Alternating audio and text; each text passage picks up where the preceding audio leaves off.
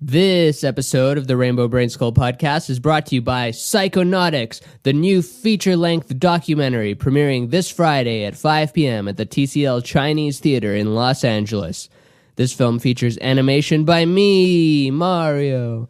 Go to psychonauticsfilm.com and get tickets and see my animation on the big screen and the rest of the documentary. But mainly, if you're a listener of this podcast, you'd want to see my animation, right? So go to it because of that. And then come say hi, get tickets at psychonauticsfilm.com. This is a real promotion, by the way. I know that all the past episodes up until now have joke commercials at the beginning, but I swear this is a real premiere. Go look it up. It's real. It's a real Hollywood movie premiere with my animation in it. And my guest today is my good friend and star of Psychonautics, the feature-length documentary premiering this Friday, June 15th at 5 p.m. at the TCL Chinese Theater in Los Angeles, the Psychonautics film, and host of the Here We Are podcast. Put your hands together right now for the one, the only, Shane Mauss. Hit it! Welcome to the Rainbow Brainskull Hour. You're gonna have a good real time today.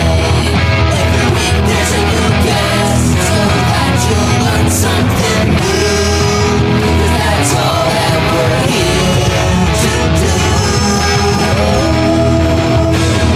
Yeah, I hear you. Oh, these are really nice headphones. Oh, thank you. Made them myself. Oh, yeah. Out of, is it mostly, like in the, what kind of like materials and stuff? Like I ordered a box that has a picture of those on it and then the actual headphones in it and batteries, and then I made it together using my engineering skills. Wow. Yeah. How are you? I'm really good. How are you? Good. This is so important, man, because this is like, I don't know, I can think of no more of a significant guest than you. Like we've been involved in each other's lives for many years, and I've watched you go through, as I was describing it to you on the phone, you broke both your feet and then you broke your brain. So you broke from bottom to top. Yeah, you covered all of it. And I guess before that, before I knew you like super well, I saw you go through, I guess like you were drinking a lot. So you were like a different person. Like you were kind of fading in and out of consciousness sometimes. And then I kind of reflect back to being at that pool party at Andy Wood's house.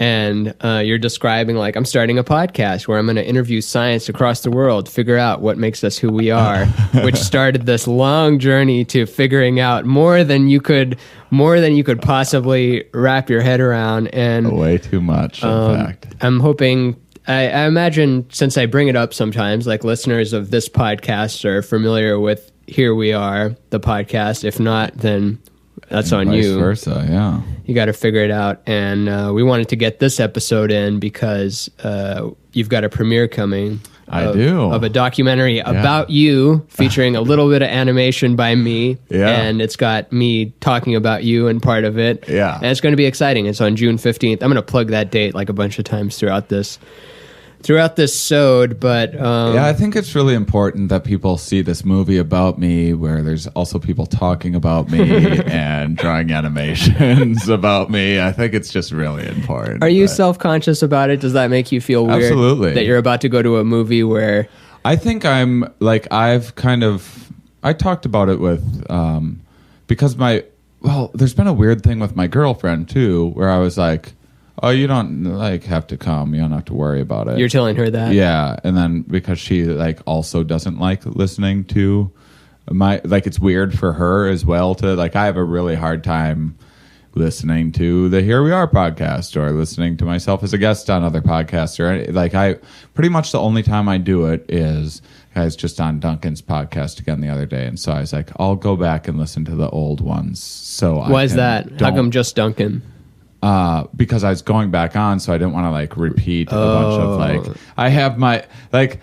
I can sound super smart for like an hour, but then if you have me on again, like, oh, he just has that really smart hour of things to say. I feel like I do that on this one too. Like I bring up the same, I don't even get it right. And I get it wrong multiple times. Like I'm describing what I think quantum physics and vacuum energy is, and I don't even articulate it right each time. Well, at least you're trying. My goodness, quantum energy. You know what I think? I think people just want friends. Like people listening to this, they just want to be part of like a couple of friends talking to each other. And that's what it boils down to. We're just lonely. We want to hear other people talk about life. So, but I can't really. I have a really hard time. I mean, you edited your own special, right? Like was that hard?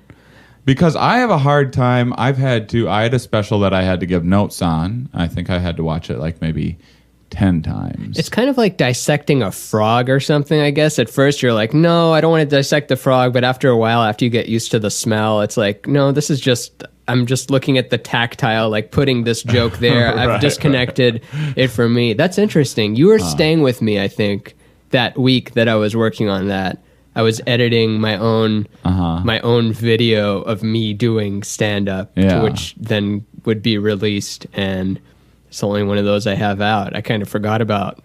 Yeah. Like, I still do stand-up, but boy, did I atrophy my professional stand-up-ness. In terms of like trying to get stuff, like I used to be like, I got to get this late night spot. I got to get a Comedy Central. I have to do the Letterman. I have to do Conan. And I did that. We still need to get you on Letterman. Yeah, we should. I actually did I ran into Eddie Brill, the guy that used to book Letterman in San Francisco, and I made that joke to him. I'm like, hey, can I send you a tape for my next guest needs no introduction?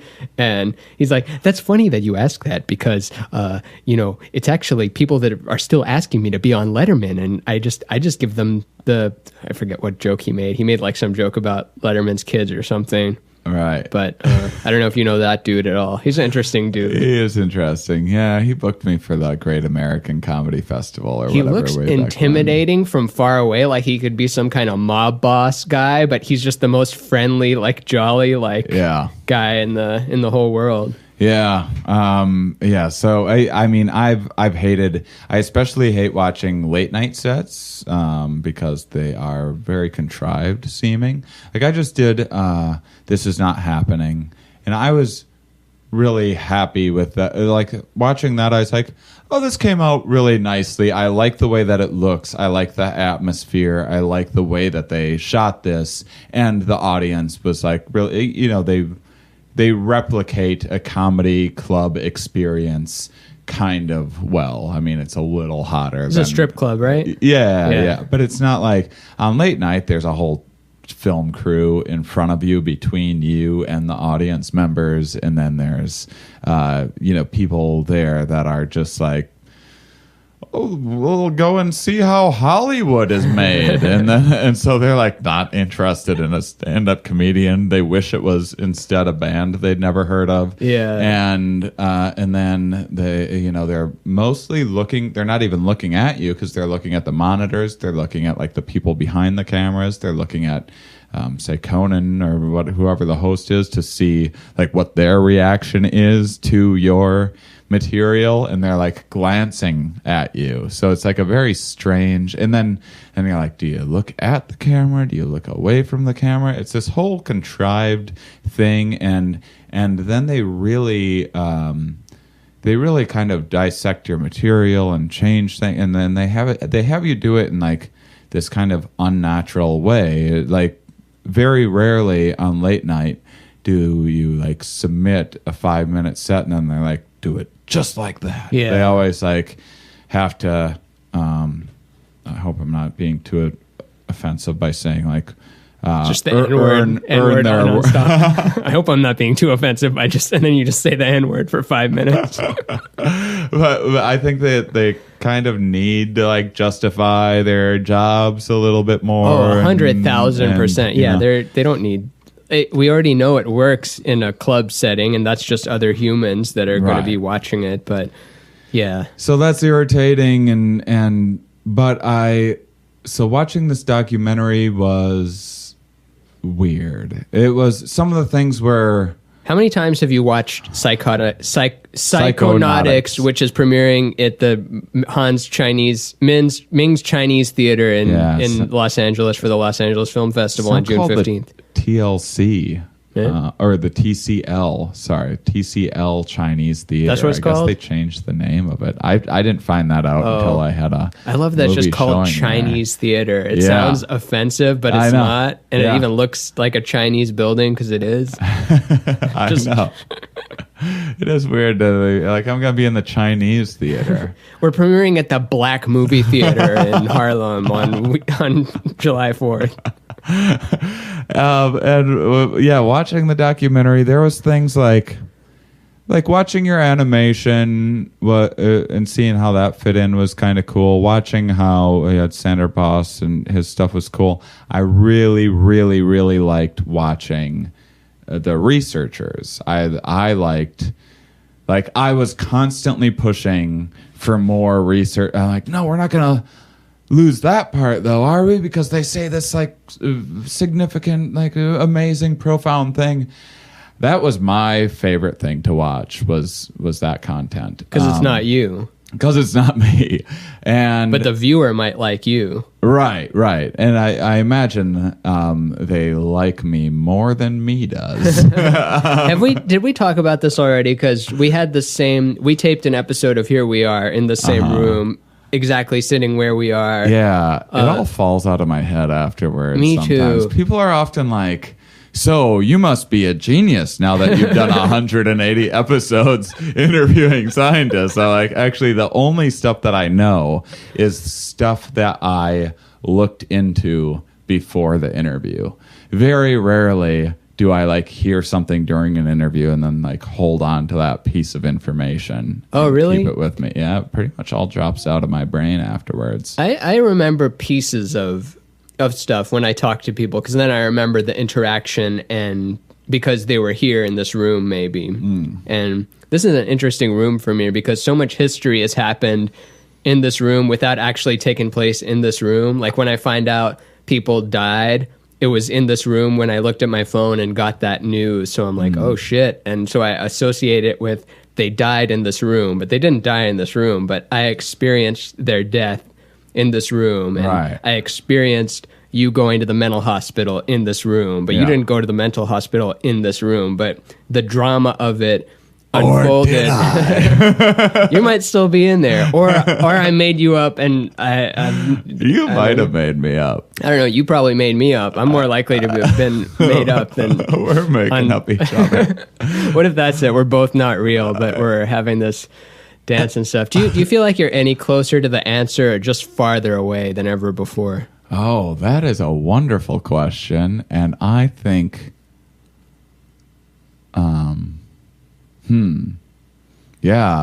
it seems like further, but more.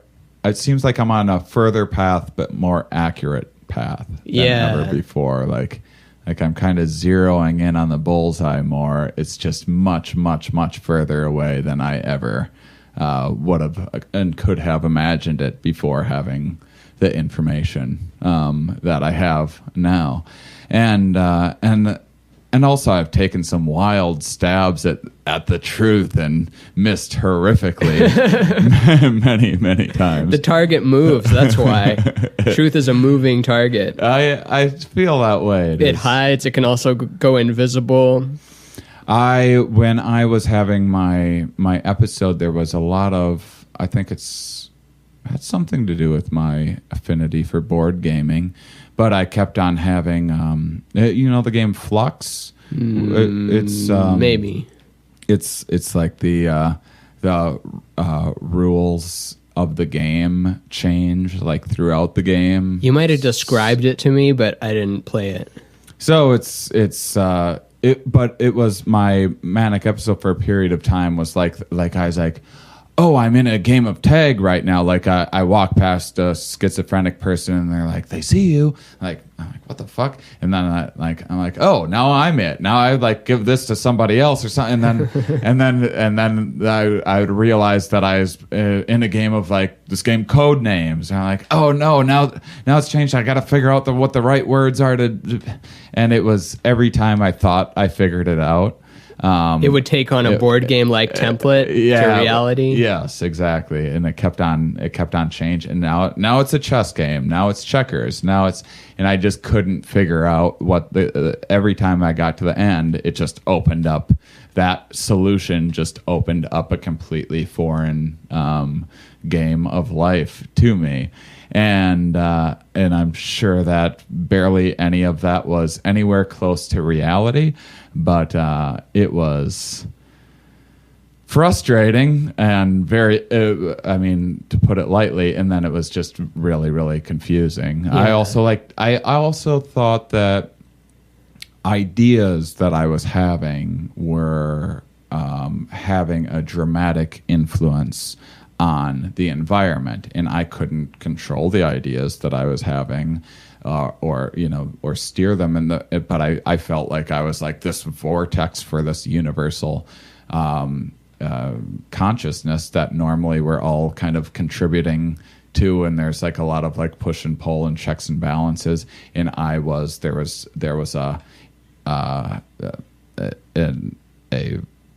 exaggerated amount of like influence that I was having on this environment, and it seemed like life was changing. It seemed like life was becoming different. It was very like a Berenstain Bears kind of like Mandela effect thing. You were changing the outcome of the reality based on the thoughts that were just flowing through your vortex of a you. And that's stuff that I don't normally believe in any way, but that's what it seemed like at the time. And then it would seem like I'm like, oh, now like my past is just like a thing, a memory, a false memory that I've filled in, and that's not actually what the past was or how this life works. It's just I just changed it, and now here we are. It could be like that.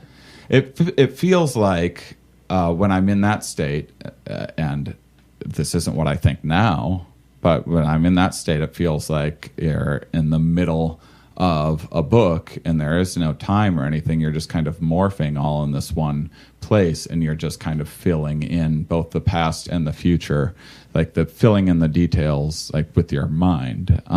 It's all kind of happening at the same time. That's true. It's no way to go about regular reality, but I mean, there's someone might hear that and think, well, that's bananas. Of course there's a past and a future. I'm holding the book right here, but notice that as soon as you turn to another page, you're on that page, and the past and future are by definition invisible. And that's actually. But I was at this time I was like, if I was like, that's bananas, and I was like, oh no, what if everything turns into bananas? Because I just thought that. So that was like a lot of the fear and the paranoia was just like me trying to stop myself from like changing the laws of physics or whatever I thought was perhaps happening, which I didn't intellectually think that was happening, but I couldn't shake the feeling. Was humor so? I'm trying to. Some of this is going to be repetition between you and I, but I'm trying to also keep in mind that there's listeners that might not know the whole story. But before you went to the psych ward for, was it 7 or 10 days? It was 7 days. It was 7 days.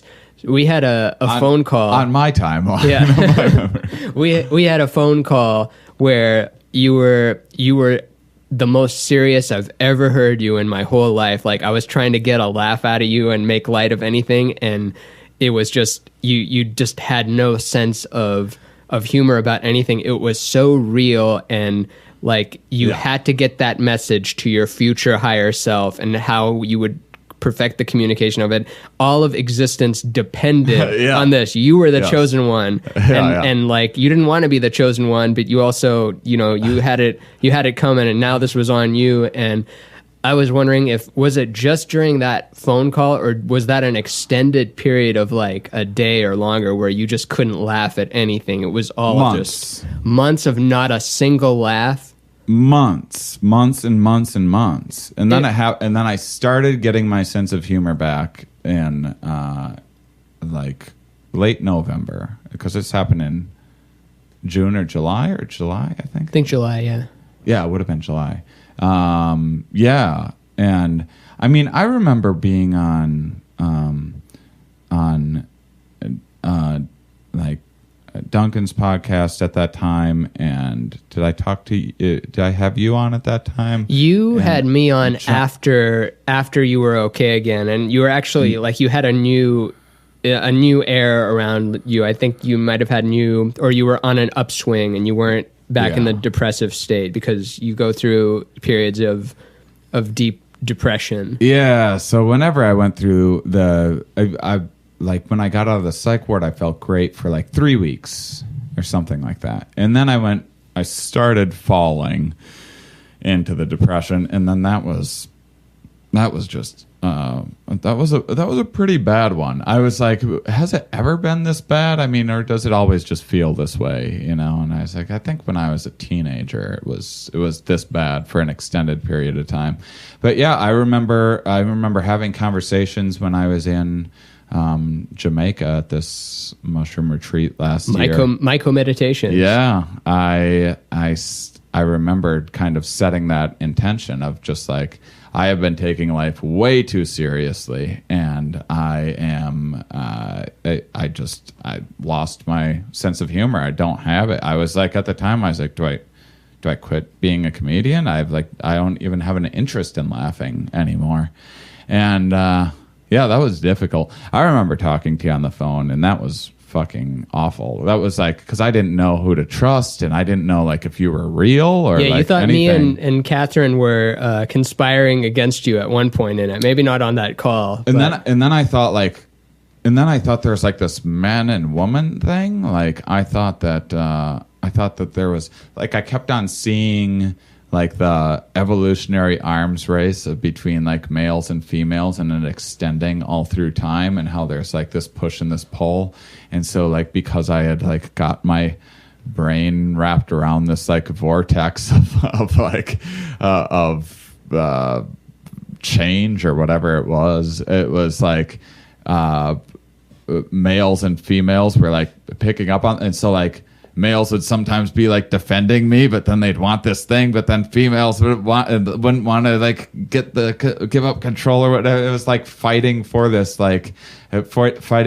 balance or something like that. It was really like, my ideas were getting pretty far out there, and I couldn't, even though I was consciously like, I think I'm just losing my mind. I still couldn't not respond to like the panic and just the stressful like feeling of like, all of this is on my shoulders right now. Yeah, that's what sucks about feelings. I guess thoughts too, but you can't not feel a feeling. Mm-hmm. You can kind of move your thoughts away from thoughts a little bit, but feelings, if you're feeling a feeling, that's... Yeah, it's like your significant other is like home late or something like that, and you try to call them and like they don't pick up, and you know they're probably like on the other line or whatever, but or maybe they had a thing that you forgot about but you can't remember what it is, and now like all of a sudden you're like, are they okay? Did they get in an accident? Did they, you know, your mind starts going crazy, even though logically you know nothing happened, because nothing ever happens, because life is fucking boring. Yeah, isn't that great sometimes? It really is. Think of how few people in your inner circle die.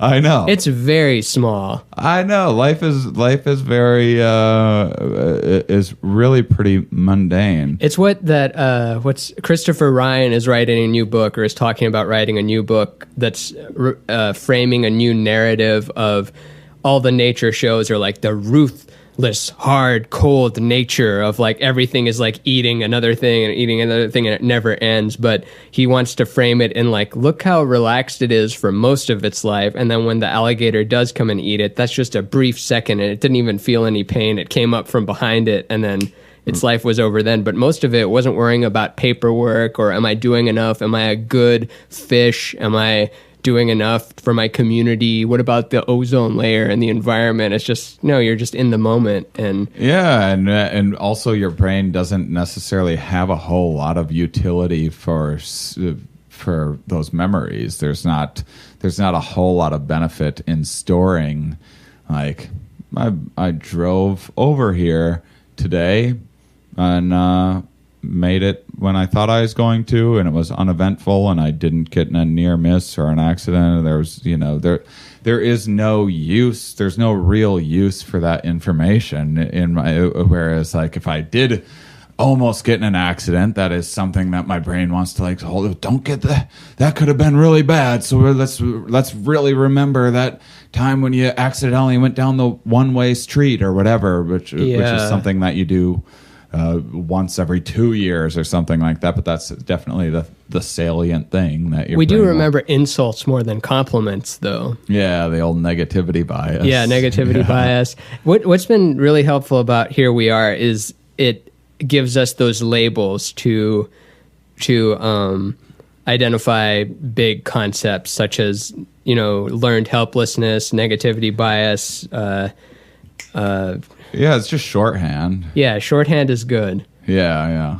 Because I think that they're also those labels are as we always learn, life is far more nuanced, and it's just kind of like a shotgun blast at trying to hit this bullseye when really when you try to get more accurate saying like the negativity bias or something, there's way more to it than that. But those shorthand, I mean, we only have so much time in life, and it's kind of like the DMT lexicon or whatever. That's where people have like these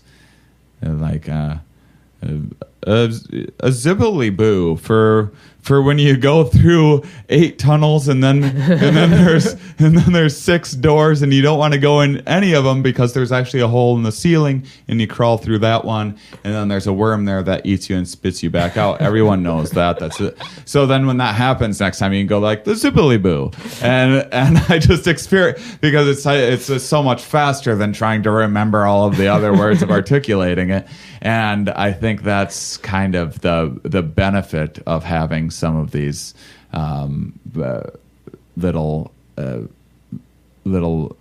mindfulness aids, maybe. Yeah, we could call I remember watching that Ram Dass documentary where he has a stroke. Have you seen it? It's called Fierce Grace. I haven't. It's pretty cool. It's Ram Dass after he has a stroke. I think he's 82 or something when it happens to him, and let me guess, it's the best fucking thing that's ever happened. My stroke is my guru, eventually. But at first, he's like really frustrated by it. And he talks about like, I failed the test because I was supposed to orient towards the spirit, me, Mr. Spiritual. And instead, I'm just thinking like pipes, ceiling, gravel on ceiling type of thing. But I was bringing that up because he was unable to use certain words, but he had like the concept in his head and they're asking him questions. And then eventually he's like, words are clothes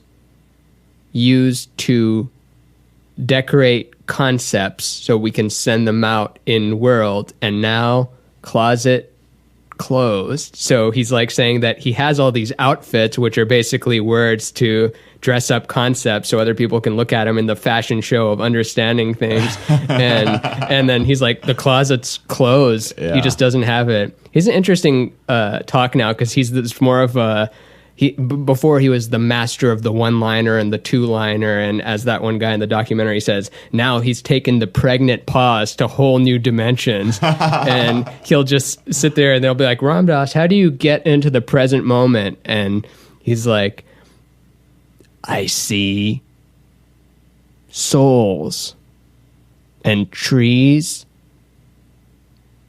windows.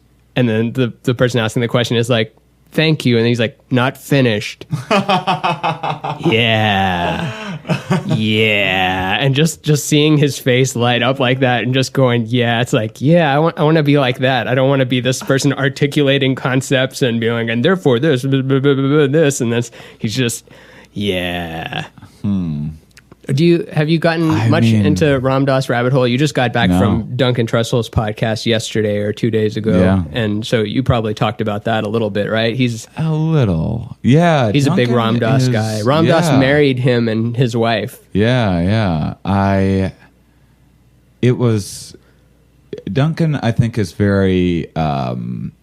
Duncan's been very generous and patient with me because I don't think that we see eye to eye on some things, and I think you're more skeptical. He's more woo woo. Is that it? And he really seems to value that dynamic, which I appreciate a lot because I definitely have. I still have like judgments that I make about like. I think that makes for a better episode because he was just on here, and I think it was a fantastic episode. I might just be judging myself, but I found myself just agreeing with him. And I'm like, is this making a good podcast where he just goes on that rant and I just go like, yeah, that's how it is. I'm like, do I even need to be here on this episode if I'm not going to come back with like, well, is that really how it is? What about this? And yeah, I mean, I'm usually there, like when we have a conversation, I'm usually just in admiration by how beautiful his errors sound. So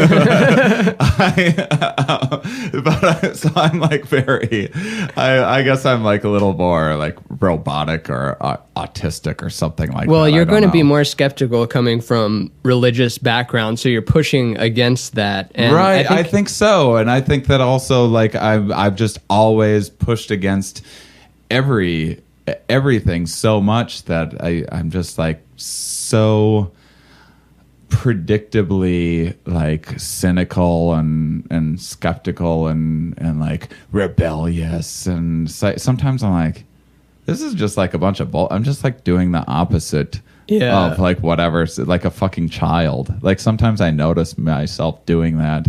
And it's a good muscle if you control it. And I think a lot of it is dissolved without dissolving the core of your being, for lack of a better word, because I think you were far more skeptical before just all these synchronicities happened with you, before you were affecting future timelines and just going into basically experiencing everything. Like, who would have thought you would have experienced everything multiple times? Sometimes too many times. Sometimes you ordered 2 entrees of everything and experienced them both at once. And I don't even know all the stuff you've seen, but you bring up vortex a lot. Did you know? No, just like, on this episode. Yeah, not in life, but you were bringing it up on this episode. Did you know about the law of attraction and the physics behind the vortex and the phi ratio and all that esoteric stuff before you experienced it, or vortex was like coming directly to you? Oh, if anything, I was just like, I watched the documentary The Secret, had a hearty laugh at everything I had to say. Thought like, what is this attracting things with your mind? Then why aren't we living in this wild masturbatory fantasy of like we are? It's just slow. We're in it. But the truth of any of those law of attraction secret things is that every object in the material world has a vibrational precursor. So it's a thought before you can bring it out into the world. It's actually very pragmatic. Like, it occurs as a vibration of when it's a physical object, it's a vibration too. Everything is a vibration. It's a frequency, and a frequency is just energy. And how frequently does that energy go here, and how frequently does it go down? So it's like the color red has a long frequency because it goes through those peaks less frequently than indigo does. And what that has to do with attracting a Corvette or something like that, I don't know. I guess that's more like if you're thinking about your goal is to own a Corvette and you put it on your vision board, then you're more likely to think about how you can get it, as opposed to if you're beating yourself up all day. But a lot of times because I love those types of books, but when they talk about... it is, you're right. When you said that was like, you just like made me feel very foolish right there. Not intentionally, right? But I was like, just looking back at my life, I'm like, oh yeah, I was rather than like aspiring for things. I've mostly been laying in bed being like, nah, don't even bother. Like how many thoughts do you think you have a day? It's like you can't count it. What is it, like 100,000? So let's be generous and say it's like 5 to 7. Like imagine, so you have what, 100,000 or 1,000,000 thoughts a day. You can't control them, and from everything to like the big stuff, like what do I want my life to look like in 10 years, or like, oh, I got to go take a piss. Where's the bathroom? Or like, oh, my piss looks weird this time, or something. Just there's a finite number of thoughts you have in a day, some of which you can direct into another direction. Like imagine if you could write those all down or have them output onto a big like poster board where you're looking at them and categorize it by like, these are helping me and these are not helping me, and which ones would you choose to water in your little garden of thoughts? Which one would you go up to with your little water bucket and give that some more attention, and which ones would you let dry out and fade away? But it's so much easier to just be skeptical because it's I don't know, positivity isn't cool. It's good for you, but it's not cool. Maybe it's going to be cool, but yeah, I mean, it's doing well in school, not cool. Being in the back with a cigarette, very cool. Yeah. Flicking off the teacher and repeating that grade, very cool. Not good for you, but very cool. Right. I mean, good. I mean, who knows if like what the advantage of being an outlier and a rebel is for. I mean, these are all different strategies. A lot of times when people have multiple siblings, there's like this birth order effect of the first kid is like the athlete or whatever, and then the second kid is artsy, and then the third kid is like gothy or whatever, and like because someone else, the other sibling, the first sibling is already like doing the thing that the niche, fulfilling that niche and doing it better than you ever will, so you're figuring out your own thing. And I think that we as very flexible primates probably do need to find all these little nooks and crannies in our kind of social world to see. It's like a social opportunity, just like invention is like, there's a need for this new app out there in a phone, and people might like that. There's also a need for like, hey, here's this guy who's like seemingly kind of down on his luck, but in like a lovable way. Here's a guy who's like always on. Here's a guy who, like, but if you have like a diverse friend group, a lot of times you'll have like all of these different, characters in it that are kind of fulfilling these different spots. Yeah. And so, whereas a lot of people are kind of doing a lot of the same thing and just being like, okay, basketball is what we enjoy. Okay, then I'm going to either be really good at basketball or I'm going to enjoy it the most and be like a really big supporter of it. And that's how I will increase my social status and get people to like me and care and whatnot. I'm like now not quite remembering what sent me down that. Well, I think it started with The Secret and wanting to manifest things using thought. What I wanted to say about that was like, if I would have made a vision board every year of my life and now looked back on all of them, I would be like, a lot of those were pretty silly. Yeah. A lot of those desires were pretty silly. And I think what I'm more interested in is going like, why do I want that in the first place? And if I realize that like I want 80 blowjobs, just 80, not 79, not 81, just 80. I want exactly 80 blowjobs from 75 different women. There's 5 that repeat per year. And then I'm like, wait, why do I want that exactly? And like, how much effort would it take to get that? And would it ultimately be worth it? And would that be better than my monogamous relationship that I'm in with this person that I love very much right now.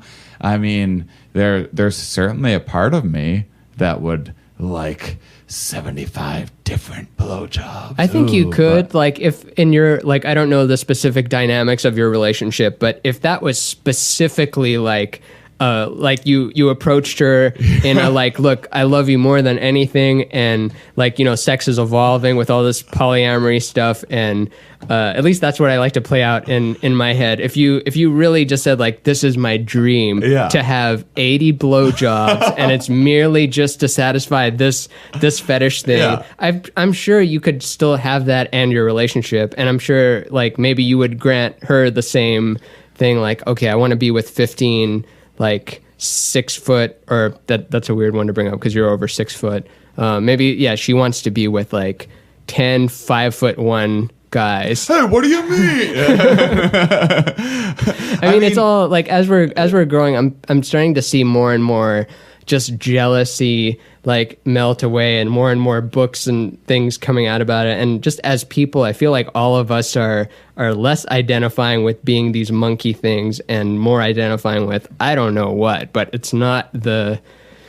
So then I go to my girlfriend. I go, okay, I want 74 different You're one of them, so I want 74 other blowjobs from girls in a year. So it's not like I want a different woman or a better woman. I just actually want these different blowjob things. And so now, and so she's like, well, okay, as long as you don't actually care about these women. So now.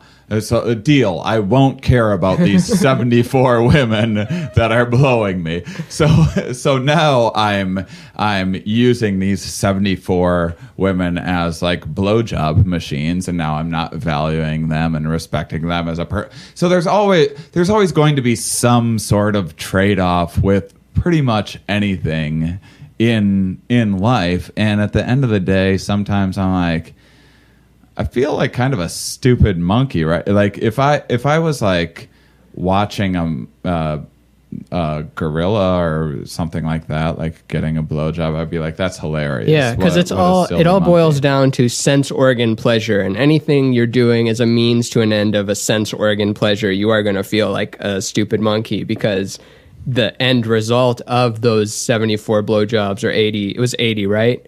Or I was thinking like 80 from 75 different people. You know what'd be really funny? So there's going to be a couple of repeats in there. So like the really good ones, I want like a follow-up. That'd be funny if you don't tell your girlfriend that she's one of them, and you're handing out roses, and then the last rose you're like, and this one is for you.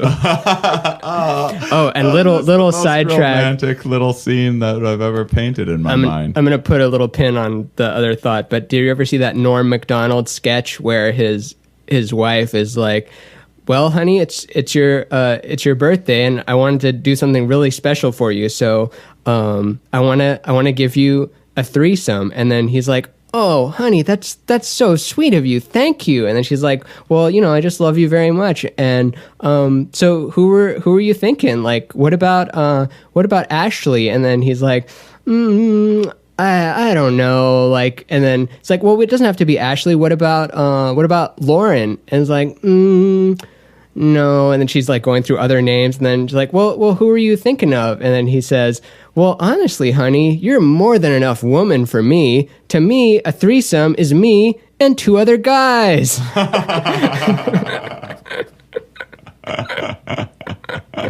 And just with that Norm Macdonald inflection, I just thought it was so funny. His true threesome is just me and 2 other guys. And like it's like I love telling people that sex is silly and ridiculous because 1, I honestly believe it, and 2, like people just like will not hear it, and like love is always the answer, and free love and this special bond. And I don't think all people. I think the general, like you're referring to the, like, what is it, the royal we, the like in general people, right. But especially not out here in the cities. I think it's making a big. There's like this new sexual revolution stewing, which is going to make the first one look like just total child's play.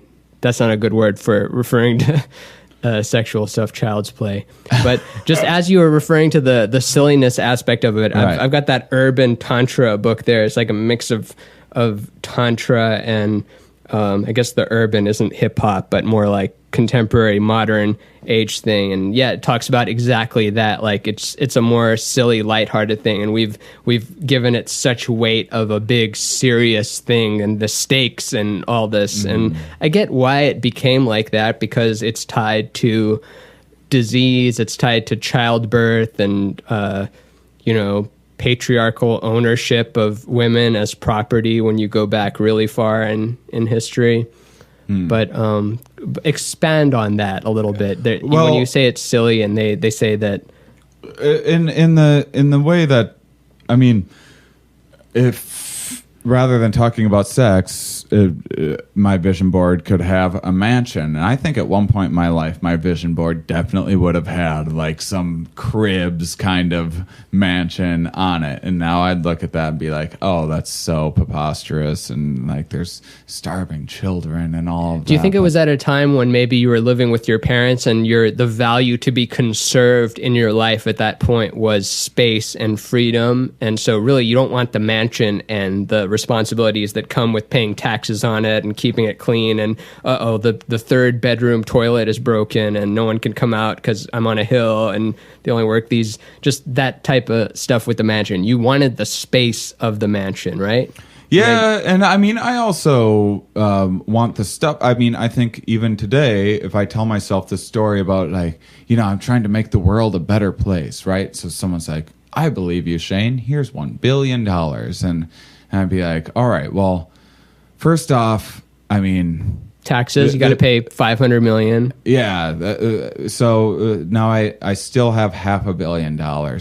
And so, I mean, first off, this is like my apartment that I'm in right now. It's not a lot of room to think, so like it's basically like a studio apartment. I think like at least like a two bedroom. Well, maybe if I had like a garage too, maybe like a 3-bedroom, then my girlfriend has a workspace as well. Well, then I could use an office too. So and then we have like a bedroom for guests.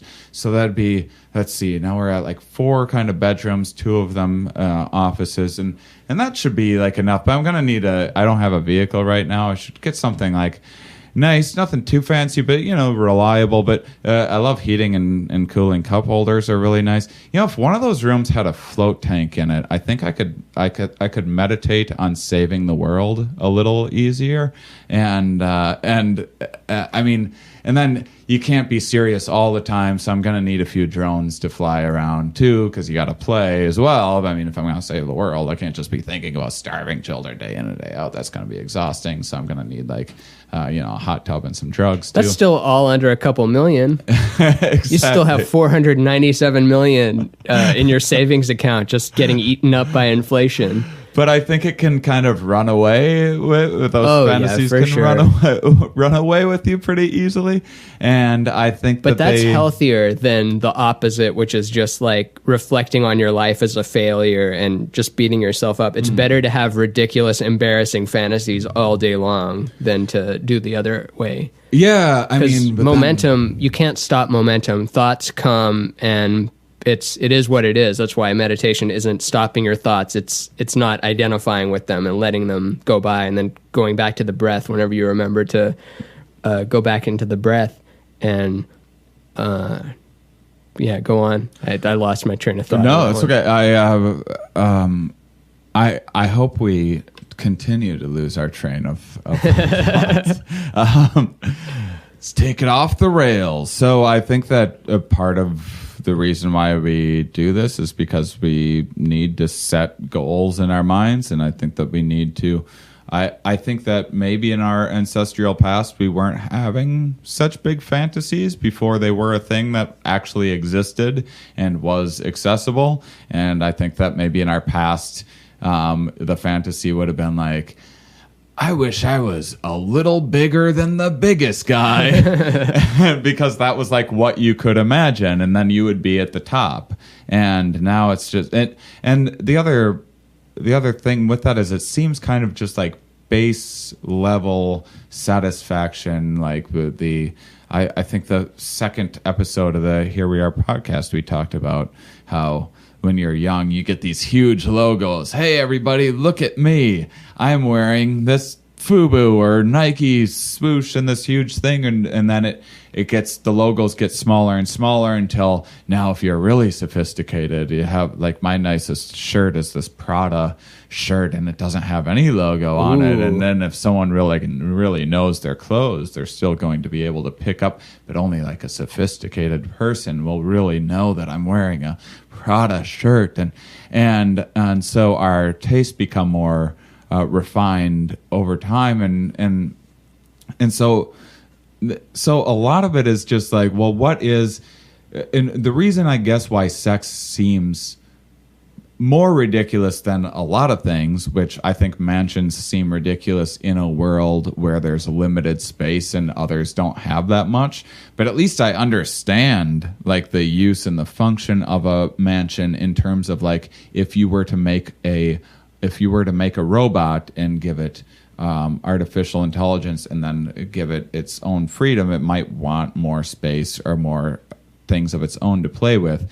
But sex is strange because, like, kind of there's other reasons why we do it, of course, but it's other reasons other than what? Reproduction. Oh, for sure. In fact, I don't even think that's the main reason for it. I think we've just been taught that, but that might be just because in nature there's animals that don't, like, there's that fish that the female lays eggs and then the male comes by like on a separate day and fertilizes it, not even aware that the female was there at all. So that's like a purely reproductive style of sex, I guess. And then ours is just so, it's drawn out and longer, and we're I don't know, maybe it's not just reproduction but bonding or something. Is that the other theory with it? Yeah. And as a drug too, like.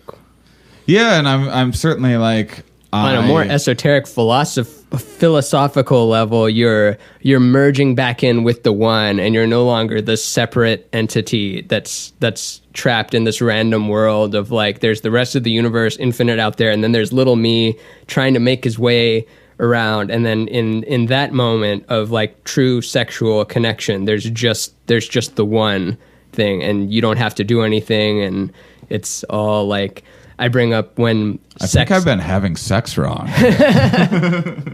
I think in like Sex Addicts, once it stuck with me, I forget who was saying it, but how in that moment of when they really get to that point, they experience nothingness, and the word naughty, that word comes from like not, to mean like nothing, not be. So when you're being naughty, it's like I'm being nothing. Like you're experiencing nothing, and nothing is the same as everything. I read this thing in that book, The Law of One, where the term many is a finite concept. So many means it could be a huge number, but it's finite. Infinite is not many. That's like dividing still. Infinite is whole. That's the whole everythingness of everything. So it's not a limited concept the way that many is, even though we associate many with being large. It's limited. But let's see. I mean, I guess I'm very interested in why we want and drive for the things that we want. I mean, I think that if I mean, we're focusing so much on like positive things, but if I were to reframe it and I were to be like, PTSD, the reason why you're ruminating and having these traumatic memories popping up over and over again is just because, you know, your brain's trying to remember that moment to make sure that you're not going to, so you're going to keep an eye out for that grenade or whatever. But you're no longer in war, and you don't have to worry about it, and you don't have to be on the lookout for grenades all the time. And there's just a part of your brain that doesn't realize that, and it's firing off your amygdala. And so it's an error in your processing system. So you can have less of that fear, you can find a way of like doing MDMA to shut down the amygdala and process that, and you can kind of close that open loop in your head, and then you can free yourself. MDA shuts down the amygdala? Yeah, it dampens the amygdala, and then it increases activity in the prefrontal cortex, so you can make more does it increase empathy then, or it decreases empathy, or neither? Because I just know the amygdala as being like the empathy. There's two, right? Or is there one? I just know that sociopaths have a very tiny one, and then people that are ultra empathic, have a larger one. Huh? I didn't. I didn't. The more you know. I didn't know keep going. Well, with the PSD rap. Well, the point is that like is that fear from PSD any less natural than the or less accurate than the striving for a certain reward or a fancier car or to be king or to be emperor or whatever, and I think that it's easy to say like love is this pure, natural, flawless thing when you can kind of distill it down to its essence, but it's most people would when it comes to like depression or anxiety or questioning yourself or thinking of yourself as a failure, people are like, well, don't think that way. That's like an error in your thinking. But wanting more, that's now you're onto something. You should want more. I mean, error itself isn't the right word. It's more, is it conducive? Is it productive towards what goal you want? And that goal could be helping you or not helping you. Yeah. Right. With love, though, and I think I use this definition on every single episode of this podcast so far, and it's one I heard. It's the first time I'm hearing it, though. Yeah, it's so this guy Tom Campbell, who's one of the big simulation theory guys, who's actually working on some experiments right now that are going to kind of empirically, I need to look into them, because how do you empirically prove if we're in a simulation? Like pixel size is one kind of thing, but either way, he describes entropy and love. Those are the two combating forces, and maybe not even forces in terms of like it has a goal, like entropy is this dark thing and then love is this rainbow thing, and they're like these cosmic forces. He doesn't describe them like that. It's more of an organizational style, and you can have a system that evolves towards love or evolves or de-evolves and gets more entropic, and entropy means no information in an information system, just all chaos. And then organized love-based system is complex, and each part is communicating with each other part and always wanting to help the other thing because it recognizes that it is part of a greater whole. So love is seeing the other, name any other, as being part of you because you are part of the whole. And then entropy, or a fear-based system, is seeing the other as not part of you. It's like, we got to eliminate that. I need to take its resources so I can add more to me, the actual thing. And then when it's a love-oriented system, if you're truly trying to help the whole system is going to help you because you're helping it. It sees you as this little node that like, oh, this is helping the whole me, so this is a thing that I'm going to help too. Whereas if you're going up against the whole system and you're trying to win for you, you're going to lose because you're a you. It's got the whole thing. Does that make sense? Yeah, I mean, to me, I think that if it could anthropomorphize, I think that AIDS would love people that think everything is love and making love and loving everything is consequence free, because then there's all of these viruses and bacteria and everything that also communicate and cooperate and bond with one another, and each AIDS cell loves the other AIDS cell. There's or an whatever. AIDS cell? I thought AIDS was just that little, or HIV is that little like hexagon. It's weird that these diseases are like geometric. I mean, everything is geometric, but it's like not alive. It's like a little piece of geometry that reprograms your been a long cells time to do since I've something looked else. into AIDS, so it wouldn't surprise me if I But don't they know look what the like fuck little I'm talking machines. about They're right now. not, and in school they teach you that like they're really vague on whether a virus is alive or not. It's one of those things that they don't like to spend much time on. Right, but I mean, I guess the point is that like if you're a prey to like love your predator would be, something that sounds nice in theory, I guess, but then you're eaten and there's nothing. I mean, there's no way of like passing on that trait necessarily. So I mean, I don't know how. Oh, I mean, love it doesn't. And cooperation can be some perfect like. It's how a system can evolve. Like it's what our body does right now. Like your cells are each individual little life form things all working together, and half your body is bacteria too. So half of what you think of as a you isn't even a you, but it's all working to make this amalgam of a thing that you call Shane. And when he talks about a love-based system, he's not saying that like it's all good and we're all becoming love. It's more like we have a choice. We have to evolve towards being a love-based system or a fear-based system, and we're clearly in a fear-based system because we have nation states that are that have defense contracts, and it's all like, no, got to keep my resources to me, and that makes sense because we have finite resources and don't have 0 point energy, and if we do, it's I don't know, it's the conspiracy bullshit where there's satanic people guarding it, or it doesn't, or we just don't have it figured out yet. I don't know. Whenever I try to read that stuff, I can only get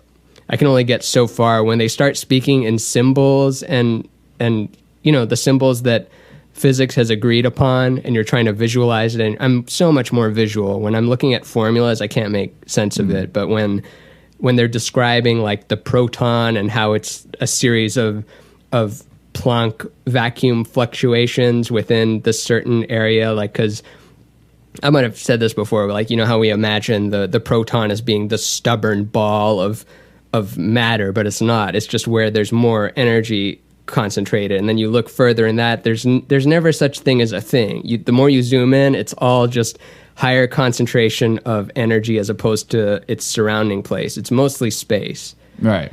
And when it's describing it like that, then I can make sense of physics stuff. But when it's in formulas, I tend to get lost. So basically the whole point of that is a love-based system is easier if you have unlimited resources, which we may, or I think we could, but right now it's a tricky thing that I don't have the answer to. Otherwise, I would have a little machine that I would give to all my friends and be like, you don't have to worry about power anymore. Here's a little infinite power machine. But the fact that there's existence means that like such a thing isn't crazy. I mean, the fact that we're just sitting in front of each other here as opposed to there's just nothingness, like that's wild. Mm-hmm. That's as wild as you can get. There's something? What? Are you kidding me? What do I have to pay for it? Nothing? I will I will say that life is a wild, fascinating, insane existence, and it's amazing and everything. I'm a little skeptical of wish thinking, and I do think that there is harm in aspiring too much, especially for kind of the wrong things that might ultimately. A lot of people work very hard, and I mean, there's people that like let down their family and friends and everything else in the pursuit of like some other external thing that they thought was going to be very important, and then they get that thing, realize it was all kind of nonsense anyway, and it didn't fill the fucking void inside of them anyhow, and so the point is that I think that we are hopeless wish thinkers. I think this of myself as well. I like talking about things. Let's expand on the hopeless part. Yeah. I wouldn't go as far as say hopeless. I would say don't get your hopes up all the time, but hopeless implies that there's zero hope. That we won't be such wish thinkers? I think that we're programmed to aspire for more than we can ever obtain, even when that thing is like being okay with nothingness or death. I don't think that you'll ever obtain a full all rightness with death or full acceptance of just appreciating what you already have, nor will you ever have all of the riches in the world or whatever else that you're after, nor will those things necessarily make you mean happy. Forever though, right? Because you can be just eating a cookie or something, and then in that minute you're all right with everything. You don't even need a house. You could just be on the street and be like, this is good right now, and I still have 3 bites left. You could still be in that state, and you can still be in that state for 10 years, and then maybe you can have 20 years of just garbage afterwards, and then 5 of good, and maybe it's peppered with bad in between. But what you're trying to say is that obtaining this absolute fulfillment, perfection as a Homo sapien is a long shot. Being, we can't help it. We're riddled with our little mechanics in our head, and we can't help it. Being a little human that we are. Yeah, we're so flawed. And I think that for me, that helps. I mean, some of my favorite moments in life, and especially on psychedelics, have been just like this full feeling like of awareness with that, in this like seeing myself as this like flawed primate, and like being struck by like how adorably flawed like I am and we are, and I mean I try to I have people in my family that I'm like so frustrated with because we have very different views about things, and I'm like, well, but if you just like read anything and you're just like brainwashed and blah blah blah, and I get and it's this constant thing of me being like, just take it easy on them. They don't know any better. And I'm like, but am I being condescending right now to be like they don't know any better? And so I mean, I don't even know. I don't think they're going to change, but also you shouldn't change either. And I think that when they're dead and gone, or if you're dead and gone, whoever's first, more likely they're older, so you're going to be around longer than they are, and you'll miss that they were that way, because that was just the statement of who their character was. And if you were gone before they were, even though they disagree with a lot of the things that you pursue and the way you are, I think that they also appreciate that. They're not going to be like, oh, I wish he had been a good boy. It's like they'll reflect on like, yeah, he was the wild card of our family. That's who he was. And right. he added more color to the world and made me think differently, even though he frustrated me and got like, just all that stuff. I think, we can't help who we are, and that's good. Yeah. And we're still learning who we are. It's still changing, and like we see it with ourselves, with our musical taste as a teenager, or what we think about. Even specifically, like you're seeing it happen with men a lot. Like men are starting to, I think in general, the way men have transformed in the last 2 years as a result of so much Me Too stuff and scandals, and seeing how trimming our pubes now. Yeah. Just everything. We're really evolving. Yeah, that's it though. That's the only change. Yeah, it's changing slowly but surely, and I think that particularly now is a dark time in our history. I didn't mean to say dark twice. It's not a dark time. There's no Black Plague or anything like that, but it's weird to be a monkey, and most of our interactions are on a phone. Like we don't get to live in the virtual world yet, but we kind of do. We're like half in this virtual space. I find it incredibly frustrating, even though because people I've talked to that try to revert back to the 90s, like I'm not going to use my phone anymore. I'm only going to do landline calls. They realize that no one else is on board with them. Yeah. They can't go be a 1990s human anymore. I think that we're in a really incredible, special time where things could get really amazing, and already are, if you ask me. I mean, if things just like we're on freeze right now. And people might hate me for saying this because they're like, but they're starving, Joel. I'd say like things are fuck 'em. Things are pretty good.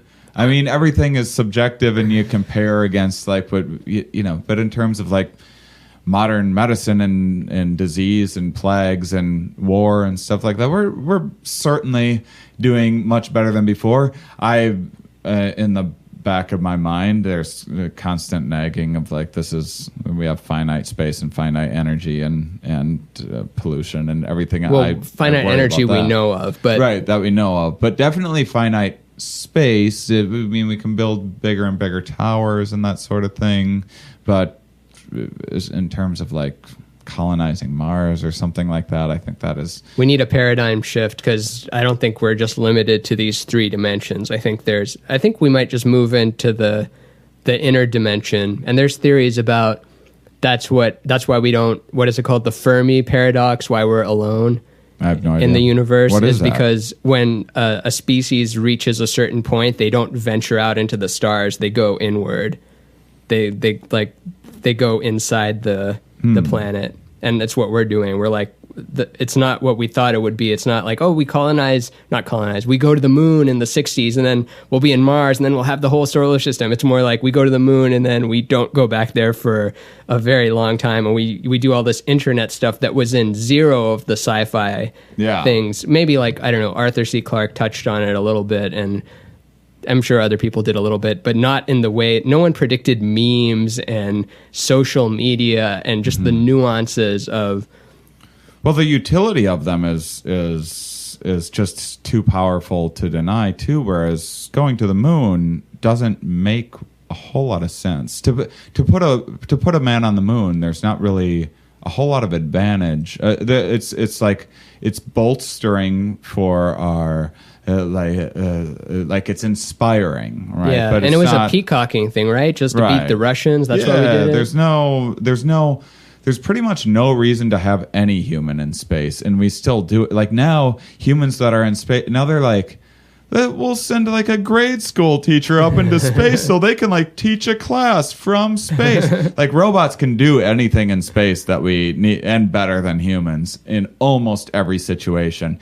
And instead, it's so much more expensive to get a human up there, so much more dangerous there, but we do it just to kind of pat ourselves on the back. Whereas the internet has it might seem silly to like look at pictures of cat memes. I make fun of it all the time. I kind of hate social media, but we are social animals, and our social lives are incredibly important. And this might just be. I mean, maybe we should be proud of ourselves to be able to flash like that quickly, that we're that adaptable, that we can.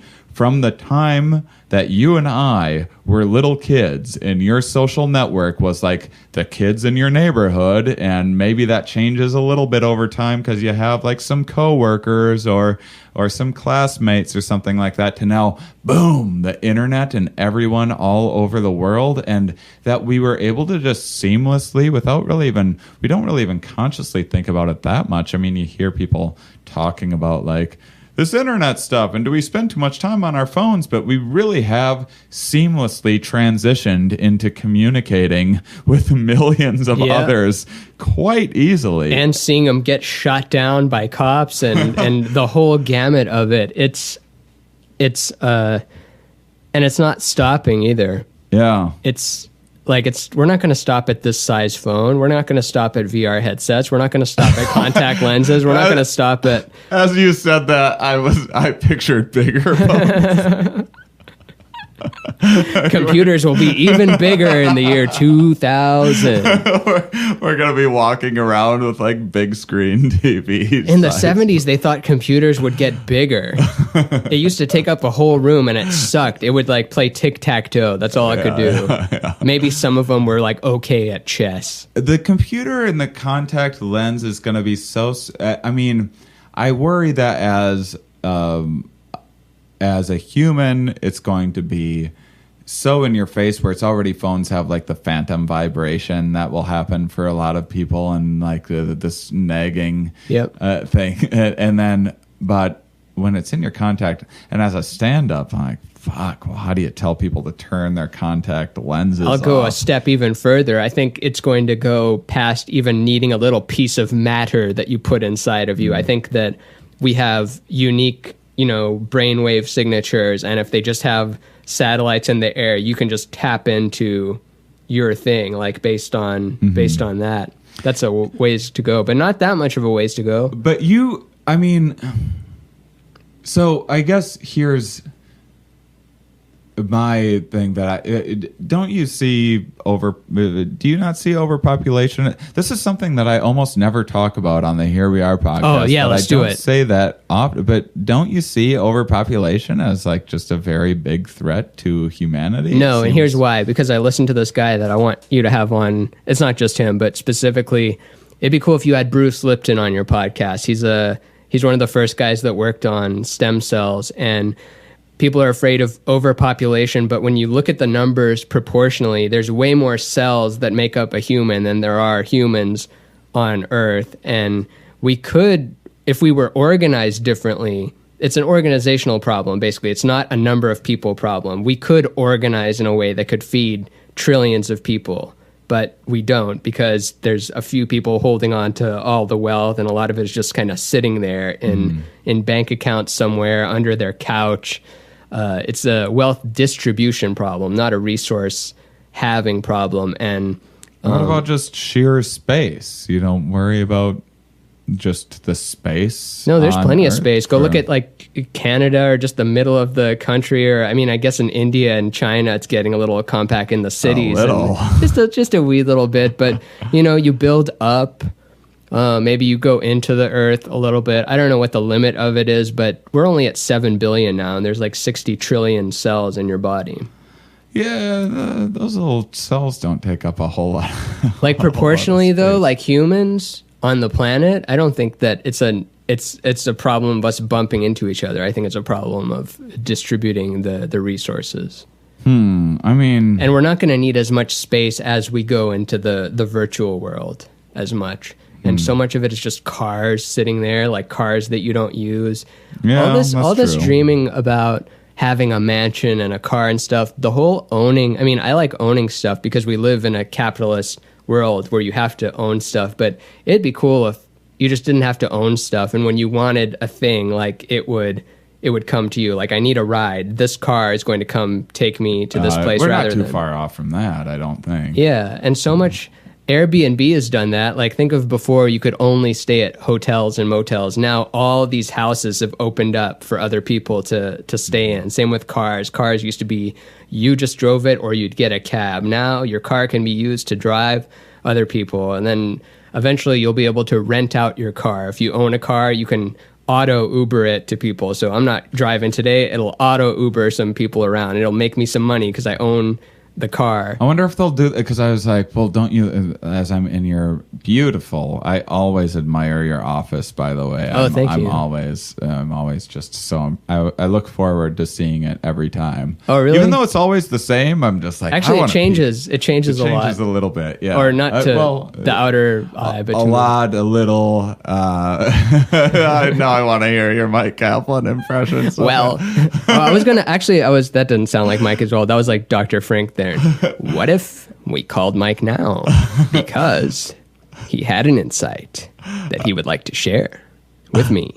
Really? He just texted me the other day saying he had an insight about the Cameron Fielder episode, because Mike's a listener. Hey Mike, how's it going? We love you, Mike. I might actually just call him right now. I think it'll be funny to have on the podcast. All right, but I'll put a pin in this idea. He was talking about the episode I had with Cameron Fielder, and he's a friend of mine that substitute teaches sometimes, and he was looking at the graduating class photos from 10 years ago, 20 years ago, when they get the whole school to just stand out there and they take your picture, you know what I'm talking about? Mm-hmm.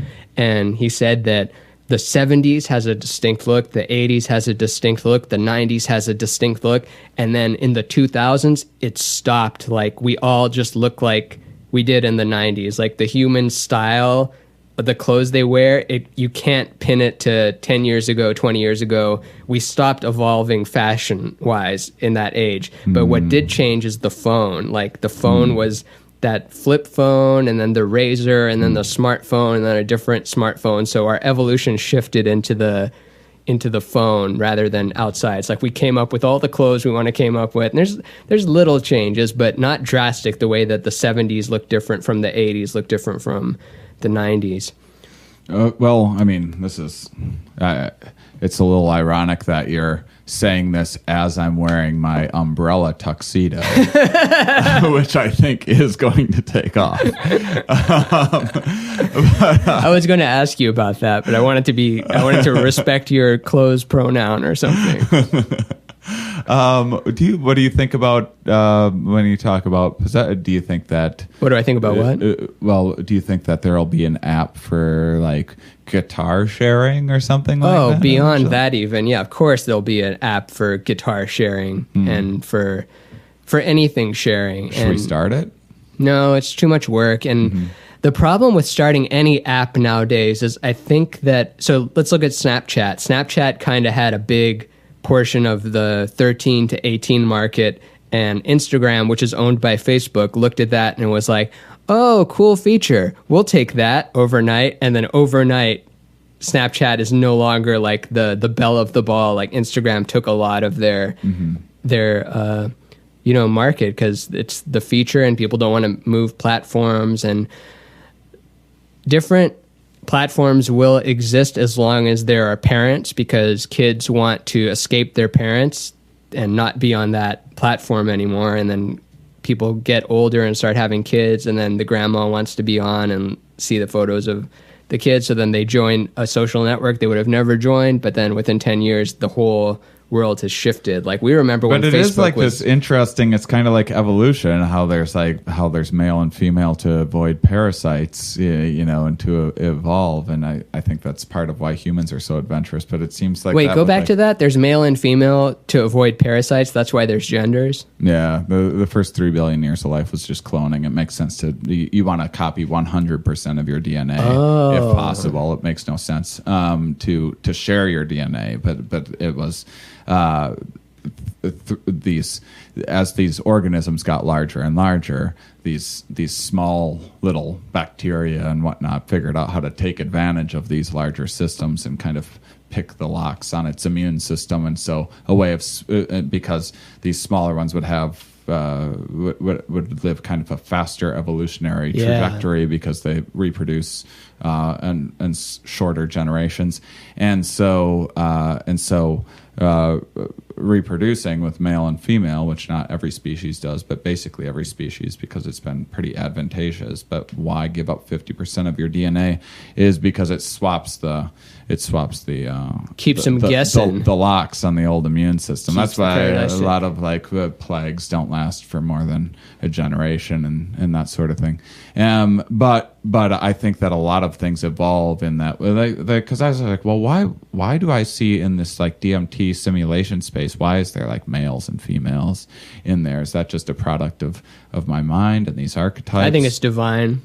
I think that maybe it's just computer viruses. Computers of artificial intelligence has stumbled upon the same kind of evolutionary trajectory that life on Earth maybe does, and there's these kind of parasitic things that get in there and try to take advantage of these resources that these larger systems are able to accrue. And I think maybe that's the reason why we're having this conversation right now is because the switching of the social media when the parents get. I think that these big systems, all of a sudden there's these little problems that start like now all of a sudden there's ads everywhere on them, or which are like kind of the parasites or whatever. Or there's this chink in the armor now because there's your parents or your grandparents are getting on, and now you can't post your abortion jokes like you used to be able to. And so you switch to these other things, but that now because people don't know how to market yet on Twitter, and so it's not as annoying. But then eventually people will figure that out, and it'll keep on being this kind of red queen. I like effect. that. And that's what fashion seems to be. It seems like fashion is just rich people not trying to look like poor people, and poor people trying to look like rich people. So poor people think of this novel way to look, or rich people think of this novel way to look, and it poor shifts people, too, right? Because rich people trying to look like poor people is also a thing. Yeah, that is a thing now too. But it used to always be that you would want to look like the upper class, so you would mimic them, and then you would figure out in an efficient way, an inexpensive way to mimic the upper class. So then the upper class would have to change the game again. Yeah, like, it's the star-bellied snitch all over again. Yeah. I remember showing you that a couple of years ago. Yeah, it's all I can think of when I see verified people on Instagram or Twitter or something. I am verified on Twitter. Did you ask for it or it just happened? Someone did it for me. Oh, that's cool. On my behalf, and I didn't. It was their idea, so I'm. Anyway, but I'm verified, and yeah, so it is the star belly. Now I might have to unverify myself to be cool again. I think eventually. Ari Shafir did that. I think he's one of those people that doesn't follow anyone. No, it's stupid. That's dumb. Why would you do that? Yeah, I'm not going to use a smartphone. I'm just going to text my friends when I need to Google Map something. He's living the life he wants. It seems like. I don't know him well. I don't know him well either. I like Ari a lot. Yeah, but he goes off the grid for like 6 months and goes and travels to Peru or something. And honest, brutally honest, and to the point. Mm-hmm. Which there's always a need for that. Yeah. So this podcast, the only recurring theme I have on it is that me and the guest have 10 seconds of silence, and it's at a random point in it. I'm choosing now to be the point in which we do it, and it's just kind of fun. It's not even a meditation or anything like that. It's just silence for 10 seconds. You ready? I am. All right, and let's go now.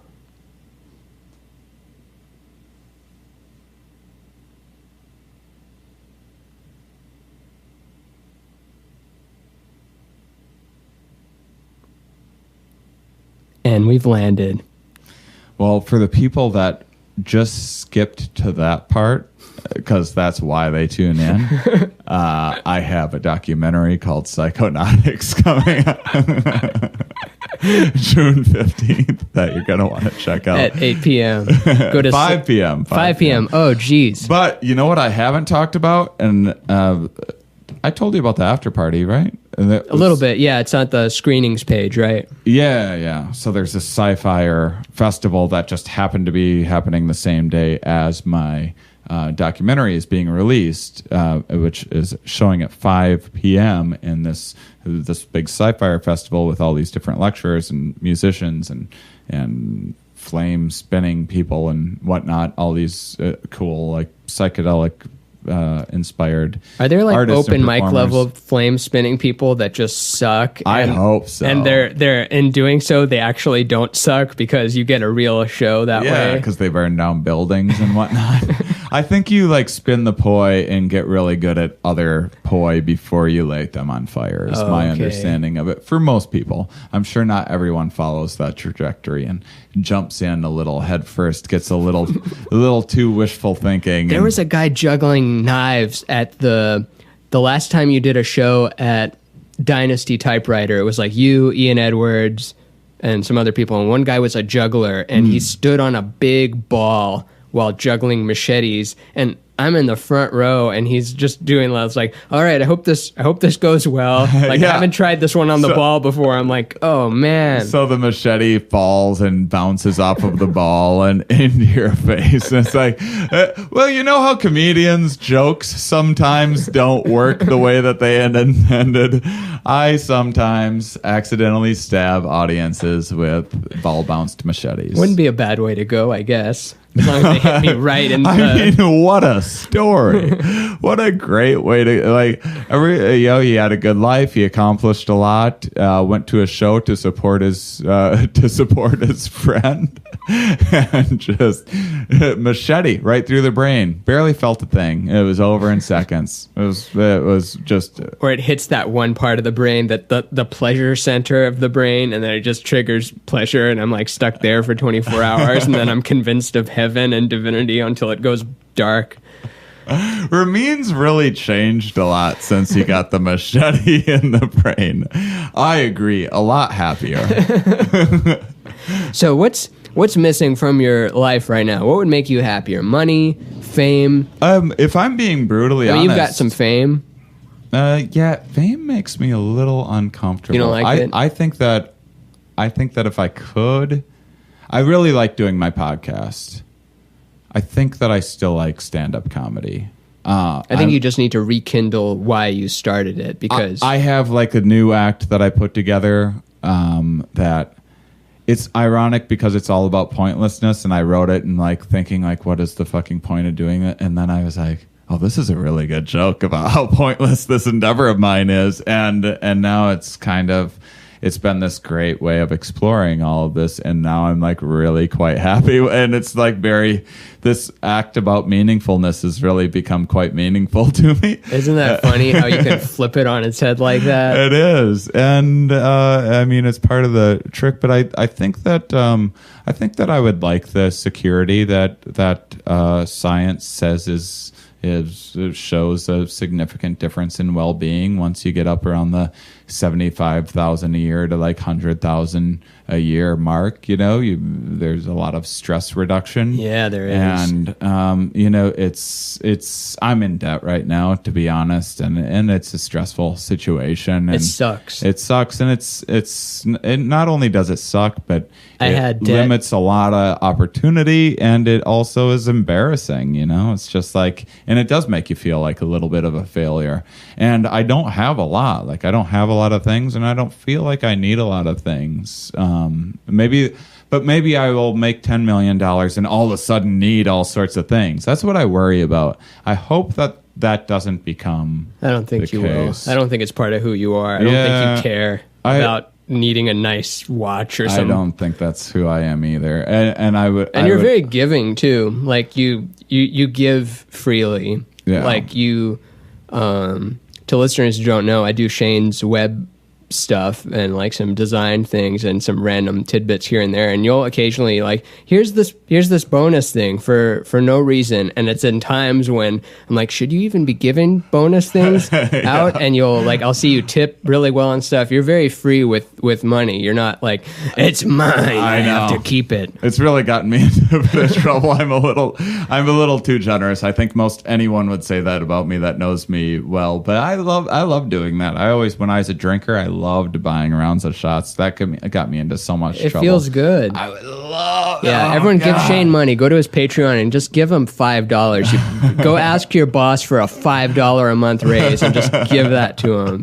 Just give it. So yeah, I mean, I do think that in my mind, an RV and enough money to support me and my girlfriend to travel around in RV to still tour and do my podcast, it would be. I think that being able to go and show up in a town and like have 100 to 200 people that would like fill a room and kind of know the things that I'm into, so that when like last week I was in Grand Rapids, I'm very proud of this show, and I think it's really smart and interesting and cool and funny, and also will bum the fuck out of some people. And there's just, I'm which looking will at give this, even like, more joy to the people not bummed out. I know, but it's like I'm looking at this bachelorette party, and I'm like, I'm not up here to like make this person's nice night like miserable or anything, or get them like having an existential crisis.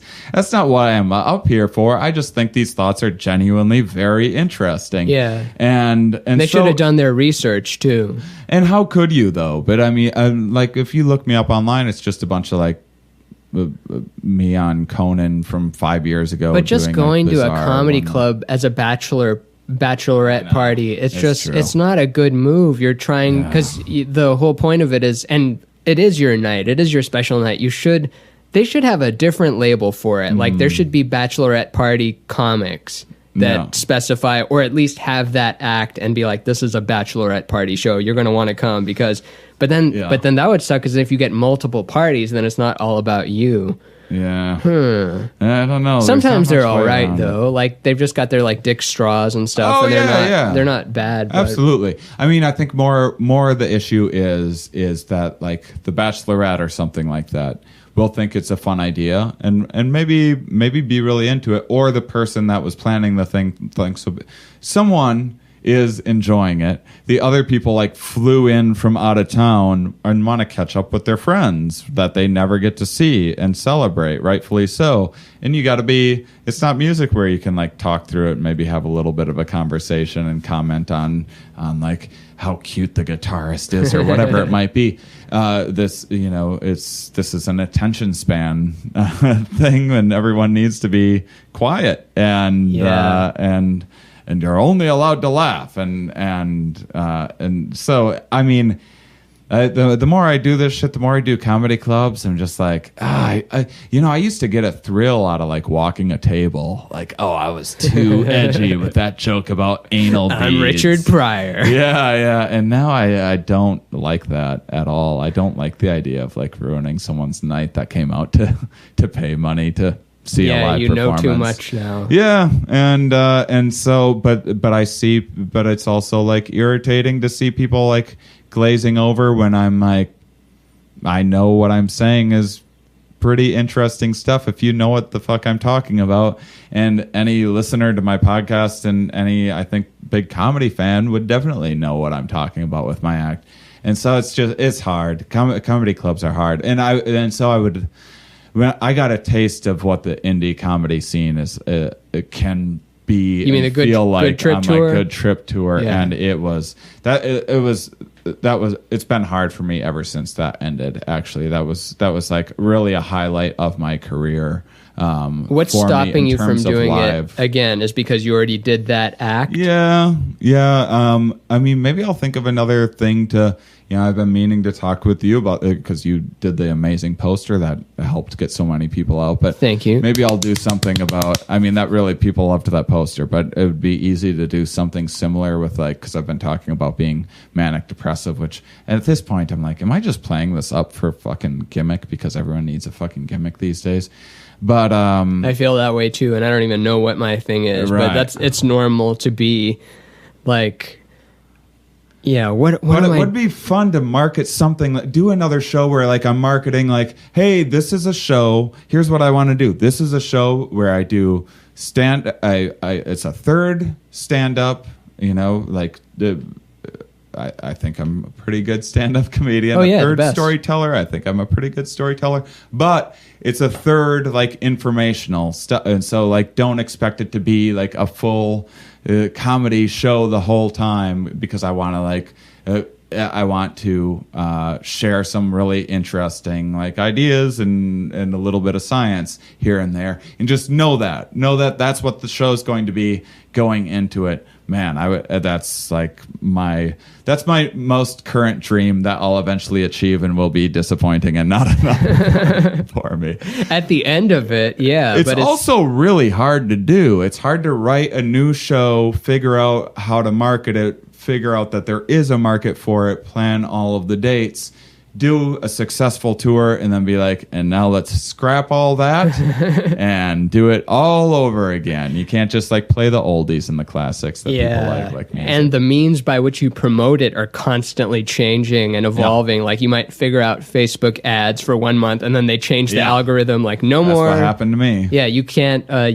You targeted people that like psychedelics or something, and then you can't do that anymore. People would like target, people that are a fan of like, and you can be a fan of mushrooms or whatever. So that's an interest of yours on Facebook. So I could target you. So if you're into magic mushrooms. If you liked that page, now I can find you and you can be like, hey, I'm into magic mushrooms. There's this show about psychedelics. And you can no longer do that because that got swept under the whole like kind of censorship That's thing. so dumb. I mean, you can be a fan AI. of like assault rifles. I think you can like the page and target people that like assault rifles. Absolutely. Like, hey, let's all get together, buy some, and form a little militia. Yeah. And you can't, not even. I should put together a militia show. That is the type. I mean, if I'm just in this to like make money and live in an RV and like what I'm saying on stage doesn't matter that much to me, I could easily just be like, hey, I'll do this show about guns. There would be plenty of people You mistook me. I'm not the psychedelic guy. I'm the theme show guy. This is my next theme. I love guns. Love shooting guns. Sorry, I didn't bring it up before. Thought it came up. I guess it didn't. So why an RV? Is that just being modest and like that's all I want so I can travel around and take bathroom breaks without finding a 7-Eleven that lets me in? I don't mind the bathroom breaks so much. What I don't like or what I really love is naps. And I had like in my car when I was traveling around, I didn't mind that I was driving like 3-4 hours a day. I really rather liked it, but there was times when I kind of wanted to nap and my car was so packed with stuff I couldn't even like recline my seat and nap in the driver's seat. So just to be able to like pull over, take a nap in the back, and have a desk to sit and write some thoughts down at to break up my drives.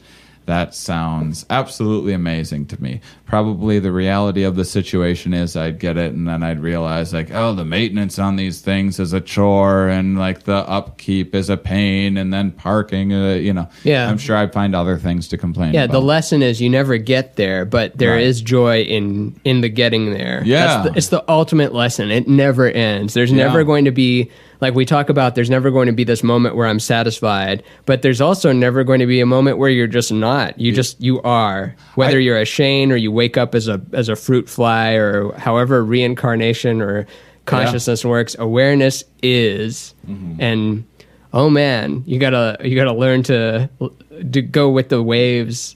I think that's what's so interesting about our species is that we're so flexible and we're, looking for these very, our niche is rather than like being good at opening a particular kind of shell so you can like get at this one nut that no other species is getting at, and that's like just your mission in life is to crack open all these nuts, as many as you can.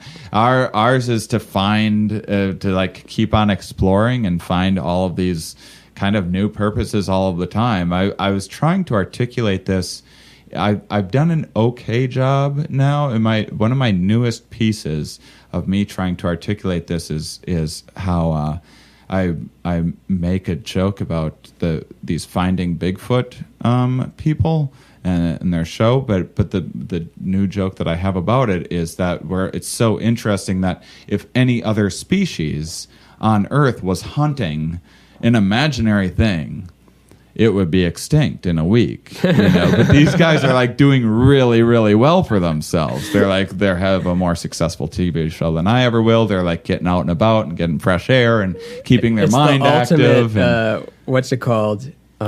Is it called peacocking? What's the thing called where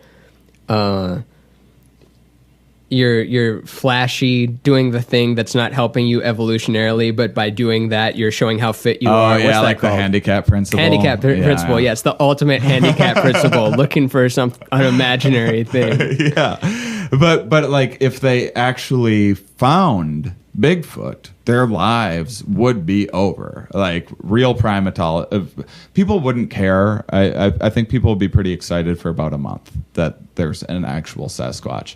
and probably kind of move on to the next thing that like. What's so the exciting Kardashians. about it, you think? 'Cause Exactly. There's not. That's exact because it's imaginary. Because it's like shoe size. What's it? There's a million interesting primates out there. If you look at the Loch Ness monster, same thing. This is what I've been like kind of brainstorming. Is like there's a million. If you look in the ocean, there's like things shape shifting. Yeah, they like, glow. they glow There's always. bioluminescence. But like no one cares. Why would you care about like a giraffe-looking fish? Like what's special about that compared to It's just a the whale one or Pokemon anything? we didn't catch but saw, or there's writing about it. Yeah. It's kind of, actually thinking about it, there's this game, Final Fantasy III, where there's this one character that you meet, but you don't get to have in your party. And the way that you get to choose all your little people in your party, there's one slot missing, and there's just this big lore of it's General Leo. That's the guy. You can get him if you beat this one enemy and you wait here and you perform these tasks. You can get him, but the character himself isn't really good. You wouldn't want him in your party. It's about unlocking that last thing, and it turns out to just be bullshit. He's not a playable character, as you learn in the internet age. But back before you could look up stuff on the internet, it was word of mouth. Like, you can get that character, even though he's not even that good of a character to begin with. You just want that extra thing you can't have. Yeah, I mean, like, because its feet are big, I guess that's. But there's primates with like a big nose. Like if you're into like the big, overly oversized body parts, if that's like what you're Which one has a after big in nose? I forget the name of it. You know the one I'm talking about? You're not just gonna It's make like, a Jew joke, are you? No. I like that I just put that on. That- Like, you're not going to make fun of Jews, are you? Like you were off what mic. is that? You just have to Google big-nosed primate. I forget the name of the species, but it's hilarious looking. But I mean, you know, there's primates that can do like sign language and have theory of mind and all this. We other. kicked their ass, didn't we? There's like there's 5 great apes. There's I think maybe 6. But 6. Yeah. There's us. There's bonobos, chimps, gorillas, and orangutans. Oh, yeah. Those are like the yeah, 5. yeah, yeah. That still exists. yeah, great I thought you were apes, like- talking about like of the sapiens that existed in the past. Oh no, that's like way more, I think. But yeah, who would have thought an ape would have conquered the world this much? Yeah. No one would have guessed that. Like, we were just these tree-dwelling idiots, and Yeah. for whatever reason. It's pretty amazing, and they think that like in the book Sapiens. Oh, yeah. it's a lot of the cognitive revolution 75,000 years ago is people collecting around these subjective realities, these imagined ideas, and that's what propelled us forward because we were able to cooperate over them. So it was imagination itself that. And, Do you think you could get him on? Oh, I would love to. You should get him on. I'm like such a. I never remember the guy's Yuval name. Noah Harari. Yeah, yeah. Yuval Noah Harari. I'm such a Yuval hipster because I take online classes sometimes, and I'll take the first class, decide if I like it or whatever, and switch to the next class. And I took like this first class of it. I believe it was called *Sapiens: A Brief History of Humankind*, way back before his book was out. And I saw the first class. I was like, "Holy shit!" Like, so that's what became the book. and it eventually kind of it became the book. I think he probably did the class to like help aid in the promotion of the book. I don't think he realized how much success that book was going to have. But I was like, this guy is amazing. Though the way that he can articulate these ideas is so good. He was just on the Russell Brand podcast, Really? Under the Skin, and they had a great discussion because Russell's more of, I would put him more in like maybe the Duncan camp, the more optimist camp, and he'd always just ask him like, well, don't you believe that as a result of the blah, blah, blah, blah, that mankind is going to accomplish these things? And then the guy would just go, Yuval would go, no, because, and then eventually Russell Brand would be like, oh, come on, mate, like, give me this one. But he would just like bat down all of his optimistic things. But both of them, that's what I really. I mean, obviously, I connect on that level. Yeah, it'd be great if you got Russell Brand on too. Like, I want. There's so many people I want you to have. I mean, I would love to have them on mine too, but I specifically want you and them, and then me to like just get to listen to it and see what the conversation comes out of. Thank you. I Maybe appreciate I should that help you. that. I'm glad that you like my pod. I'm glad that you is still after having to edit it for the first 3 years of the podcast and do that you actually enjoy listening to it. Still, I don't always enjoy even doing them. I almost always do, but sometimes I'm like, I'm not in the mood. And you're at 167. Yeah. This is episode, I think, 16 or 17 for me, and yeah, I can get it sometimes. Not with like a whole guest or something, but there'll be like pockets of ones that's like, oh man, oh yeah, and but I can see how, and maybe not so much in the doing it in the it's work, like exporting the thing and oh shit, there's a little crack here and I have to fix that. And that it's more of like, what the fuck am I going to contribute to a conversation about this specific protein and the specific gene that alters a neuron that makes it resilient against Alzheimer's, hypothetically. Like, this is like, I don't know what to ask. That's good, I have though. no idea what to. I know it's one of the best things in my life, because when I even don't feel like doing that, my podcast forces me to go in there and get answers to questions I didn't know that I wanted. and that's one of my favorite things about my podcast, is even when I don't feel like doing it, and even when I don't necessarily feel terribly interested in a particular bit of subject matter, I'm forced to take in that information and learn about it anyway, and that gets me out of my, little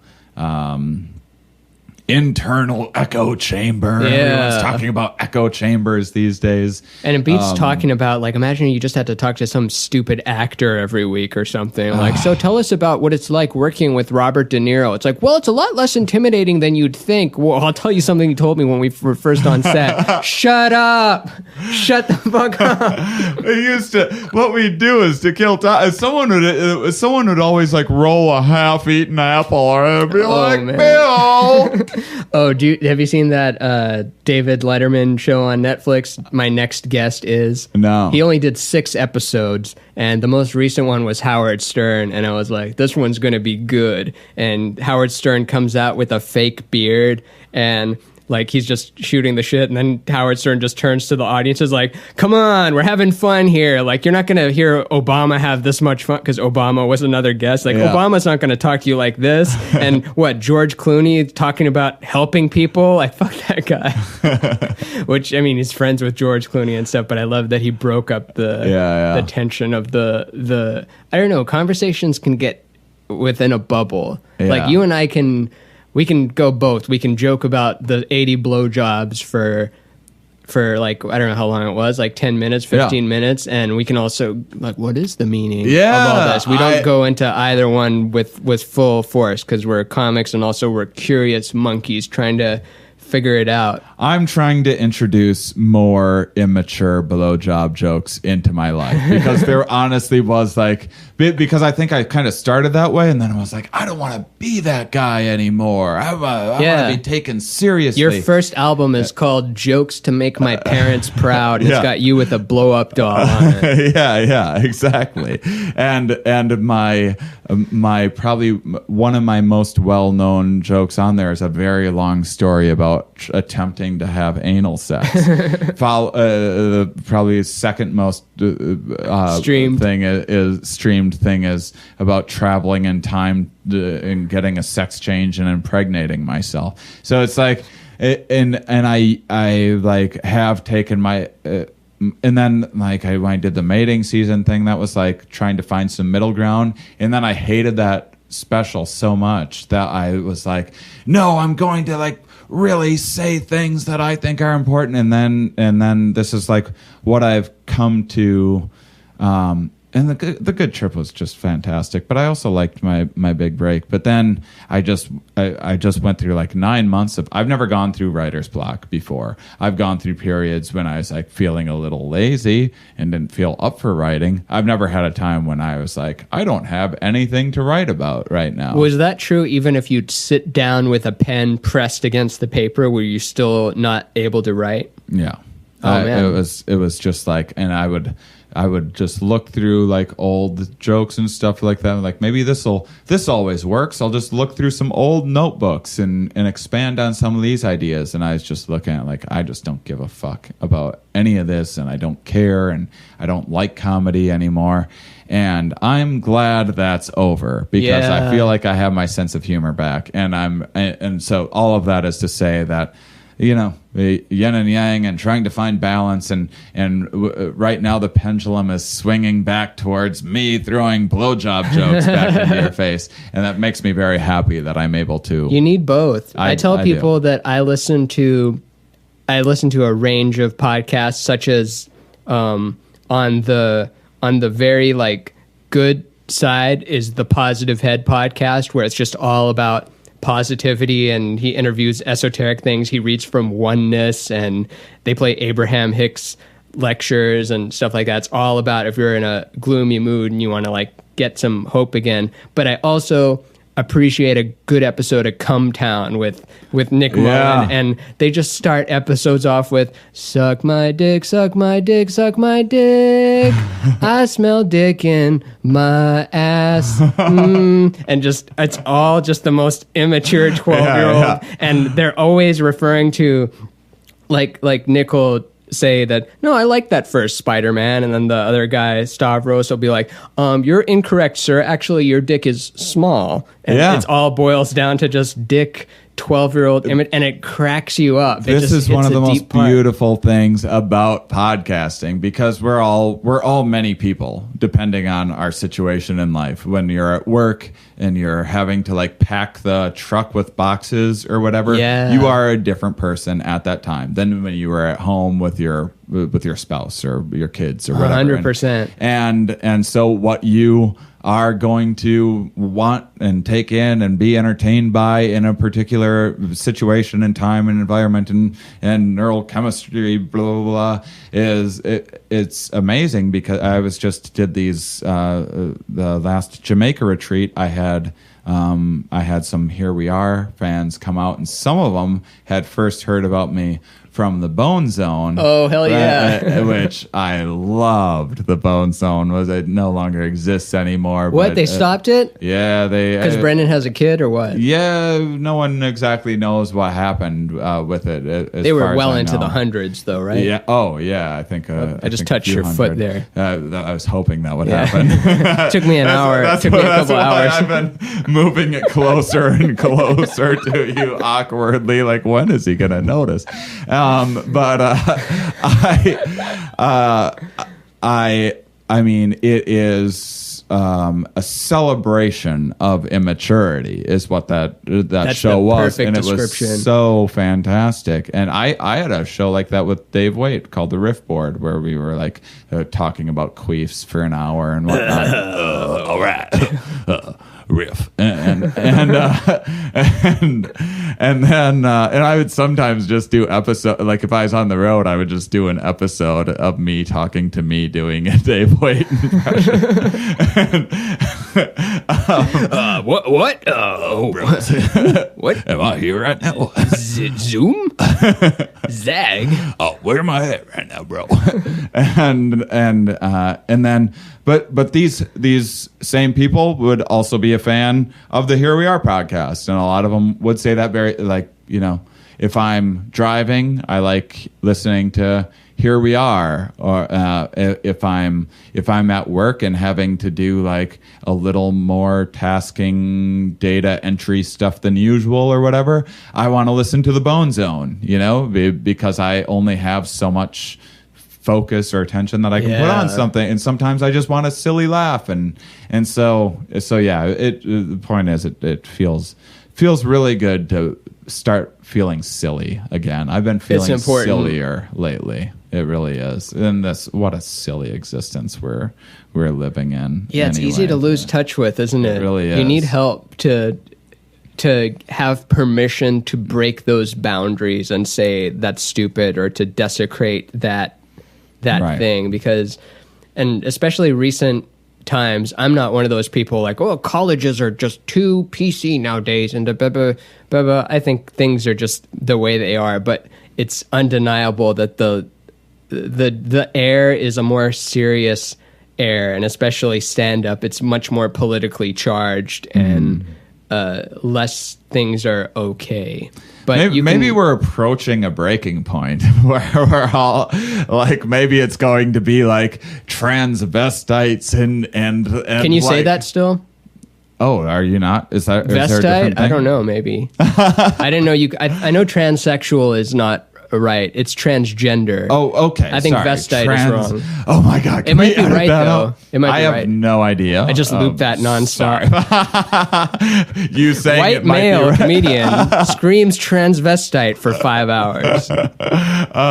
So I mean, maybe it will be that transgendered people, and then like grenade and AK-47 people will like be standing off, and then they'll just look at each other and just like start laughing hysterically at how ridiculous just this world is and existence is, and maybe that's like my very optimistic view of what might happen eventually, but it does seem like people are like, you know, addicted to drama and fear and the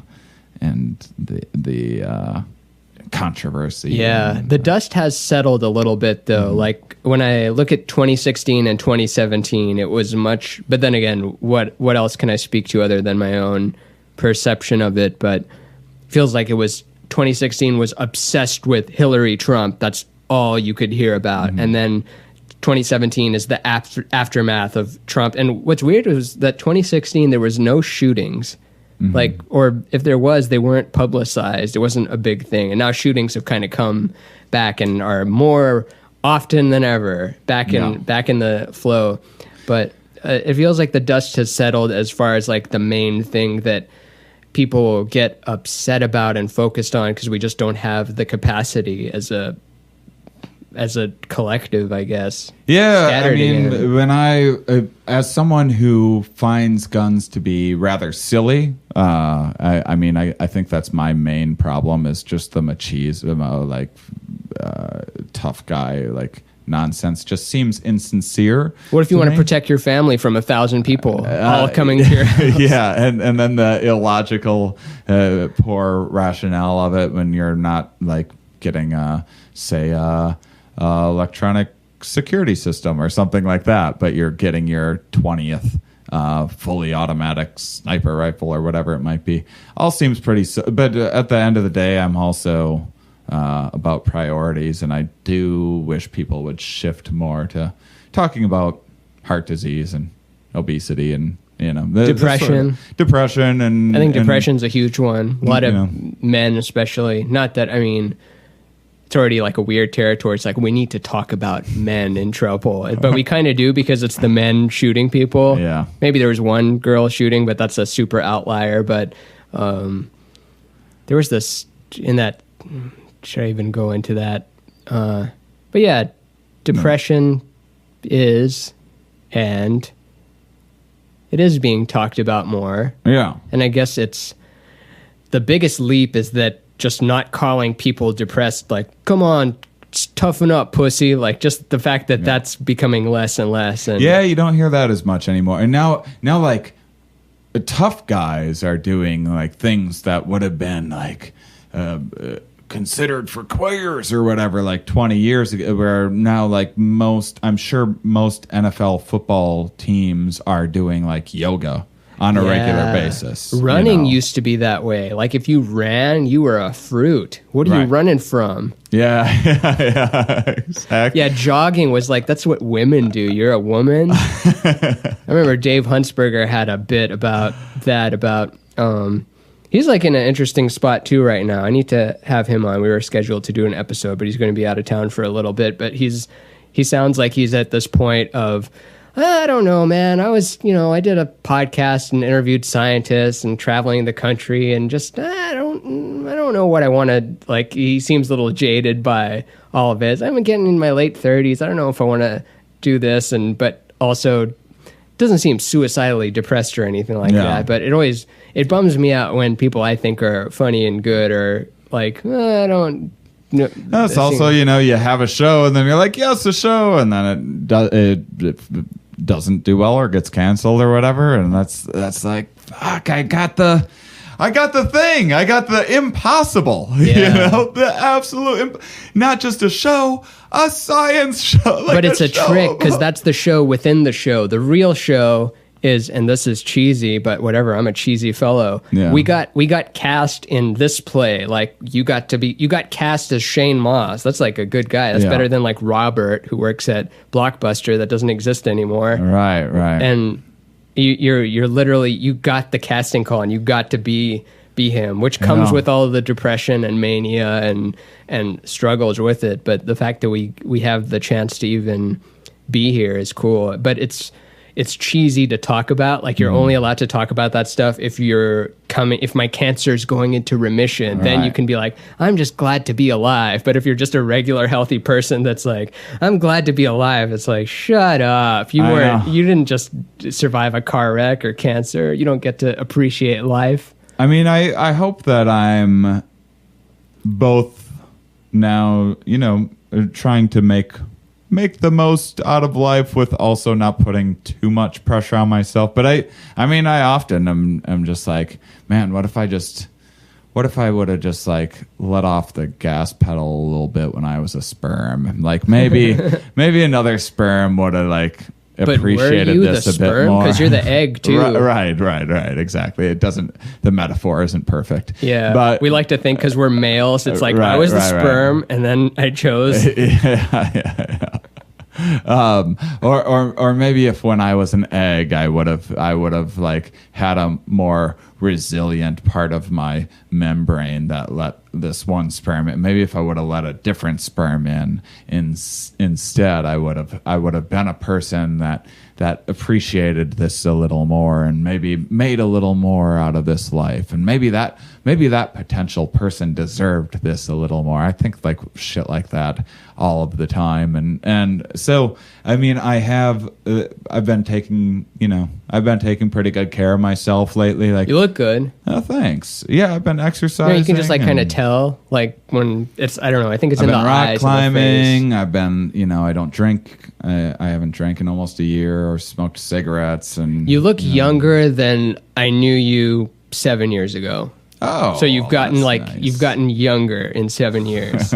That's a good trajectory. Yeah, I'm hoping to Benjamin Button it all the way to like, why is that 3-year-old on stage right now, and why is he going on and on about neurons so much? I like it, but why?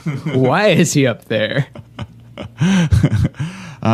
So yeah, I don't know. I think that one of the things that's helped with my podcast is it seems like there is some nice like testable, falsifiable data out there that is starting to nudge us in the direction of like, here's some well-being, so you can exercise this amount and you can kind of avoid these foods, and here's like, don't try to change everything and be perfect all at once. Maybe work on like a small habit, and maybe that will cascade into the snowball effect of building other good habits. And maybe instead of like trying to win the lottery, maybe you should have these small incremental advances just a little bit more, and just improve yourself a little bit more as time goes by, and then you'll get the release of just a little bit more dopamine, because that cookie that brings you oneness and this sense of reward, one day if you keep on eating that same cookie at that same time each day, it's going to just be that fucking cookie again. Now you need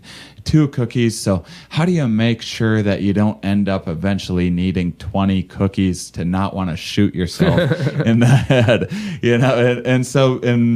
And I do think that there's a fair amount of science out there that is making some advances of like, here's how we can release the right amount of neurochemicals to increase our productivity in a way that maybe like the thrill-seeking stuff that has almost gotten me killed over and over again can be replaced by an appreciation of having worked hard on a joke and having it work, things like that. So definitely I think that there is hope through information. I mean, Wikipedia, boom! Like my parents had an encyclopedia when I was a kid. Now you take a paper-free encyclopedia and it contains trying to quantify the amount of information that is on Wikipedia is not fitting in my parents' bookshelf in their living room. That is for sure. Wouldn't fit in your dream mansion as a kid either. And so, now it's just a trick of like, how do we figure out how to navigate the sea of information and know we're steering our ship into maybe not the what seems like a pillar of Illuminati controlling everything is actually just crashing you into the shore, and maybe there's some other which way to sail this ship to get the most fruitful amount of accurate information is the new task that we have, rather than just like, can I read faster? Can I get my hands on more books? Which was always, I think, kind of the idea before. Yeah, because books meant truth, and now it's not like books still mean truth, but our perception of it was these books contain knowledge. It contains truth. And there was all this talk of the information age in the late 90s and the early 2000s, and now we're well into the misinformation age. And they talk about the age afterwards, or maybe it's during it and we just don't know it yet, but the imagination age, which it's like there's no such thing as the information and the not information. I mean, it's relative, but yeah, entering the imagination age. So then it's up to you to build your reality the way you want it. And then what happens if you do fine-tune this accurate way of now my Fitbit, which is actually just whatever you were explaining, where you don't need the contact lens. So now I have like I swallow a pill and I have like a doctor inside of my body alerting me to like when I should go for a jog to increase whatever levels and to get the right amount of exercise. And now I should eat this and eat that. And I'd be a fool not to listen to it, because I'm going to feel better if I do the thing that the doctor, the very precise AI doctor is telling me to do. And right now it'd be a good time to have 4 bites of steak and now a strawberry. And then with the story at what parallels, point am I all of a sudden like a robot that has no control It's over? the Eden story again. It's like that goes back to that thing where myth isn't made up fairy tales. It's the same pattern repeating itself over and over again throughout time. And let's say you do have that doctor inside of you, that everything inside of you that's always guiding you towards flow, the perfect decision to make in that moment to give you joy. You're in the Garden of Eden again. Mm-hmm. And then to go against the doctor is to say, you know what? I'm not going to listen to you, doctor. I'm going to eat from the tree. And then you're cast out of the Garden of Eden again. And back again we go to find our way back to being one with the flow of all the cosmos and, being individuals, because we got sick of being told what to do all the time. I think it's a pattern that might continue. Do you ever entertain the thought that if this is a simulation, then magic and dragons and all that stuff did exist, because it's just programs? Of course, you could defy physics, and then it goes away throughout time because... What if in the way in which a physicist or mathematician might try to build a simulator that can do longer and longer sets of random numbers and figure out how to calculate randomness, it just ends up like this just kind of keeps on happening. It's just you're constantly trying to break free of this predictable pattern where there is kind of no free will or choice within it. And to do that, you need to find this kind of chaotic randomness somehow. So you program that into the system. And then the thing that you used, the program that you coded into the system to create randomness, was your best guess at what will create randomness. But really the inevitable outcome of that program is that you'll eventually have a Shane and Ramin talking about dragons because other people have thought of this idea of like a bird, or they found bones for a pterodactyl before and then just started telling themselves stories that got grander and grander. And this is all just like the inevitable outcome of the pursuit of randomness, which then, as you learn about it, creates order, and it just keeps on like it just keeps on like collecting itself and then having to destruct itself over and over again. That's what the DMT world feels like to me. Is this very organized thing that's trying to break free of its own order, and then I learns get that. about itself too fast to like break free of, it can't not know itself or something like that. You know what I'm saying? Oh yeah, it's tough to articulate, but yeah, I get what you mean by it. And that's not to say that idea is in any way related to reality, but it's just an idea. The reality we're in. Yeah. Yeah.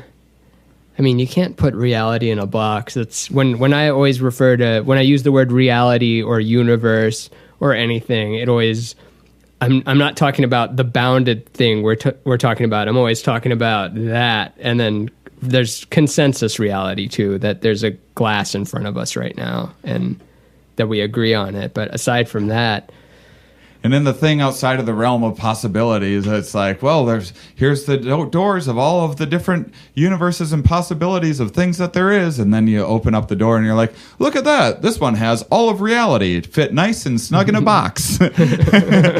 Well, that's one possibility. But wait, this reality isn't inside of a box. So how's the paradox of, how did I just look at a universe that consists of all of reality in one box, but then I'm outside of this box that all of reality is in? That's the holographic principle, I think, that if I'm getting it right, it's the littlest thing contains all the information of the whole system. So it's like a self-reflecting system, like the information of the whole universe is inside of a proton, and it's inside of every proton. It's Indra's net. Have I told you that one before? No. I wish that I wouldn't have abandoned physics so long ago, and I used to only read it when I was like really drunk, so I don't retain much of this. But actually, you know what's weird is if you give me alcohol, if I get drunk right now, I can have a much better conversation about physics with you. It just because remembers I have it? access to that information when I'm drunk. So Indra's net is where the Hindu god Indra has all these little jewels on a net and then hangs up each jewel on a different part of the net, and the net stretches out infinitely in all directions, and each jewel is polished so finely that when you look in any of the jewels, you see all the other jewels in each one. So each one is its own thing, and it reflects all the other ones. And the way that relates to the proton, according to the holographic principle, this goes back to one of the things that almost every episode on the podcast I try to remember explaining it. So the holographic principle, from what I can retain, is that the proton mimics the jewels of Indra's net, and the proton is a series of vacuum fluctuations. Each vacuum fluctuation is the size of the Planck constant. I forget the number. It's like 10 to the minus 33 centimeters. And there's the exact number of those within a proton as there is the mass in the universe. I don't know if I'm articulating that right. But yeah, basically the smallest thing reflects the big thing. The number matches up identically. So it's this weird thing where it indicates that the Planck constant is the pixel size of our universe. Like, it could have been something else, but this universe that we live in, it's that pixel size. That's the smallest thing, which that's what he discovered. Einstein thought that energy moved smoothly, and then Max Planck, or Planck, I think it's pronounced Planck, he discovered that energy moves in discrete packets. It doesn't, like when you're boiling water, it doesn't go like just a smooth ride up. It goes like steps. And so when you take each of those steps, and when you form a lattice shape of like the flower of life, that's where it gets really trippy. When you make a flower of life of that with those constants, it makes the perfect geometry that makes all the platonic solids and everything. I'll send you the talk. It's really fascinating. It gives you hope. The conclusion of all that is that the universe is connected and that there's no such thing as empty space. It's all like space isn't empty. It's infinitely dense. Like it's this ether thing and we're just calling it space, but it's like this infinite thing where there's just more energy in some places than others. And so when you help yourself, when you're helping your system evolve, the whole system evolves. And it takes like to get to that conclusion, even as I'm describing it now, I'm like, oh, I think I missed a couple of things that make it work, which is why it's good to have actual physics people to like, and it's what you do too. It's like when like, for example, if you're on Duncan's podcast or something and he's like ranting about the universe and oneness and it's like, oh, good. You need that other side to come back with like, well, what about this, right, to get it more solid. But basically that talk that I'll send you goes through a path where you can verify each step and there's no leap of faith type of esoteric thing. It's like, here's these numbers. This is because the whole problem with physics right now is that we use a different set of equations for the big stuff and the small stuff. You use Einstein field equations for the space stuff, and then you use quantum physics for the little stuff. And it's like, where does it change? Where does the universe stop listening to its formula? So we have our formulas not wrong. They work for their purposes, but that's what the search for the unified field theory is. It's like, what's the actual equation? Because it clearly works. We do live in a universe and it's doing stuff, and it doesn't make sense that we would just have a formula that changes somewhere that we can't even say where it changes. Yeah, when I smoke DMT, though, it's like all of this folds up, and then there's this other universe that I exist on where I am like a different being and have a family and stuff like that. And I'm like, boop, boop. And then I'm just like back here again. I'm like, huh. That's unusual. Specifically that one? I haven't heard that one. I feel like that a lot. Like where you have a family? Not a family. I've had a sense that I'm like going home and like walking in a door, like home from work, like home from like a more standard like desk job or something like that. But in this world that doesn't, it's nothing like this. But yeah, I've seen like these. I've seen like this this fanning kind of fanning kind of like a bunch of different, almost like parallel universes. Yep. Like a sliding doors kind of that thing. happened to me, and they weren't doors, they were little circles. I might have told you that, but I forget how long it's been. I think 2013 or 2012 when the occasion was at my place in Austin, and I had forgotten who I was, and there was all these realities and it had stopped. It was normally flowing, and I wanted to go back home, and the whole thing had stopped, and a voice, I don't know if it articulated it like in words, but communicated the meaning of like, sure, we'll send you back. Which one was it? Like almost in a funny way of like, we know which one it is, but clearly you don't. So if you're telling us what to do, like we'll send you back where you want, but you know where you want. And I'm trying to remember who I was. And then eventually I remembered my identity. And then I remembered I was with Shane. That's where I was. Yeah. Send me back there. And then like, okay, were you in the living room? Were you in the bedroom, the studio? And I couldn't remember. And I knew that if I picked the wrong one, I might be in a wrong timeline. Yes. And eventually I was like, whatever, I guess the living room. And then when I woke up in the living room, there was this feeling where I was like, I didn't start in the living room. Yeah. I came back to the wrong one. But the people in this universe are, of course, going to think I'm crazy because they've always been in there. And I was like, whatever, I'll just keep going for that one. So I might have jumped into the wrong one in 2013. That's what I think happens. Like in the MD, it's just this real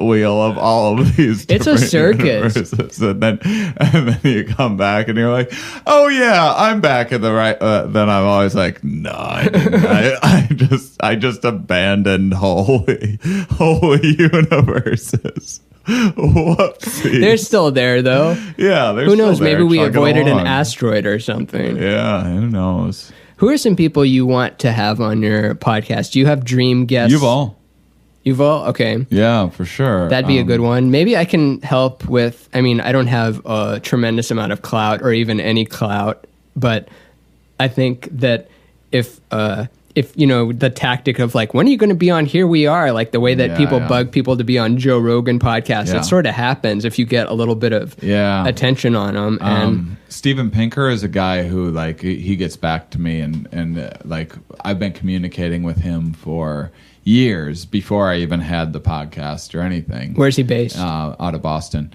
And so it's just never quite worked out. When he's a very busy guy and he's always traveling and stuff. And I don't go there very often these days, even though I started there. And so when on the few occasions that I am there, it seems like he's gone somewhere else. But he's another one. Would you want to get the mainstream people such as Neil deGrasse Tyson or Michio Kaku, like the people that are on all the science space I love things those guys, but I don't do, I don't really do physics stuff. But yeah, I mean, I would. I mean, I like hearing about their ideas about the way technology changes the future. I might start. Michael Garfield was really the first guest that I had on talking about that, and I've since he's a cool dude. He does everything. He like paints and does music and everything. Great. And I've had one other guest on recently. It's not out yet. That's talking about like AI and stuff. And so I might start talking about the future because I'm starting to like feel like I'm going in circles a little bit in conversations or like what's the expression, grinding my or running in place, or I don't know, spinning my wheels. Okay.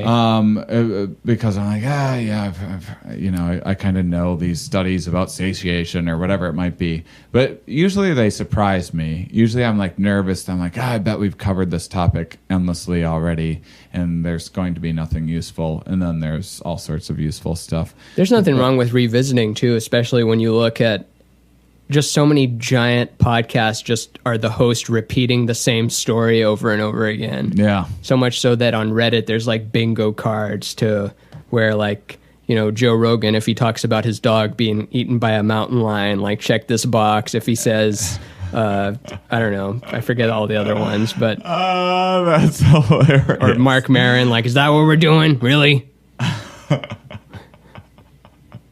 Oh man, I wonder what my bingo card's going to look like. I hope that I find humor in it. I wonder if there is one. I should look. Reddit. That's like another thing that I don't do. That of the endless things that you're supposed to do to like promote yourself. That's another thing.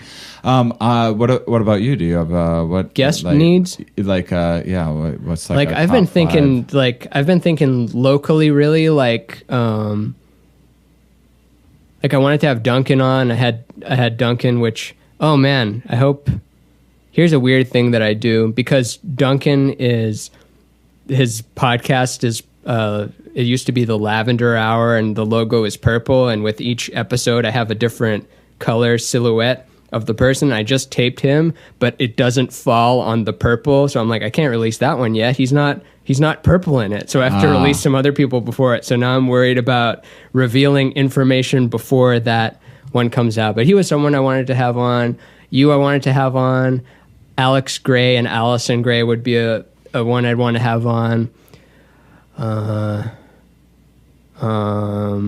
Man, I got to start dreaming more. I have more wishes for your podcast than I have for my own. Mine is just this casual. Oh, that's nice. Whatever thing of it.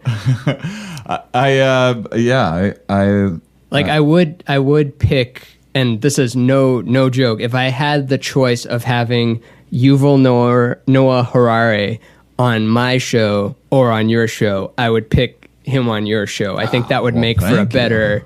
better content. I'll take him if he's nearby, of course. He's hard up. Yeah, it'd be cool to have Russell Brand on too. He's an interesting character. He's someone that when I first knew him, like, you know, his hair was all big and just like you just get this feeling of he's just ego. That's all he is, and drug addict and sex addict and stuff, and maybe a little interesting sometimes. But over the last few years, he's definitely evolved and hit the end of can't find peace in drugs. He had to become sober, and then that switched to sex, and then he couldn't find peace there, and now he's just kind of searching still, and seems like a more present guy. Really just people with good hang. I'll take it. The question is weird because I could easily just go like, I want Conan on. I want to ask Conan crazy questions, but that's not going to happen, and you have to think of people who could possibly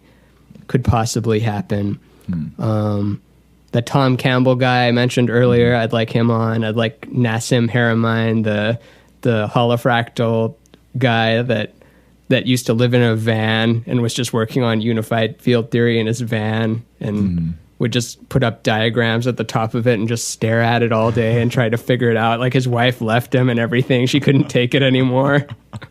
But he found out shit, and now he's like, he's being proven right more as time goes on. I don't know how much so, but he's like one of those guys that he thought that they had the mass of the proton wrong, and they like kind of laughed at him, and I'm like, of course not, you idiot. And now it's only recently come out that like, oh yeah, sorry, we had the mass of the proton wrong. It's actually in between this number and this number. So he's within that margin of error of the proton, because we know what is it, like he figured out the diameter. I should actually look at this stuff before I just go spouting out and stuff. But yeah, he'd be a cool guy to get on. Bill Burr would be fun to have on. Yeah. Seinfeld. Yeah, I definitely, sometimes I'm just like, well, my podcast is a little limiting in the sense that I am fairly strict about only having scientists on, and sometimes I'd be interested in other things. But I also kind of like that constraint. Do you think you could get Conan on? Because you've had Conan, not that it would fit within that podcast, but do you think you and him are at a level where it's like, look, I've done your show 8 times and I'm doing this little podcast. I can do it remote. It's already taping right now. I've never even, I don't think we're at that level. Not at that level? No. Do you talk with him when you do sets, or is it like, thanks for having me and I'm going to get out of your way Mostly now? the second time that I was on, I brought these 8x10 shots of him and I at a desk from the first time, and I was like nervously like, hey, would you mind signing these? I brought these photos. Could you come backstage and sign them? And he was like, sure. And then he came back, and I had friends with me that were backstage, and he sat backstage and like talked with me and my friends for an hour. I didn't hear a word that he said because the whole time I was just like, oh my God, Conan's talking with my friends right now. This is amazing. I don't even remember who was with me. You don't remember what he's saying or who he's talking to. Yeah, It's just completely blank. yeah. I just freaked the fuck out. And he's just a human, too. Isn't that funny?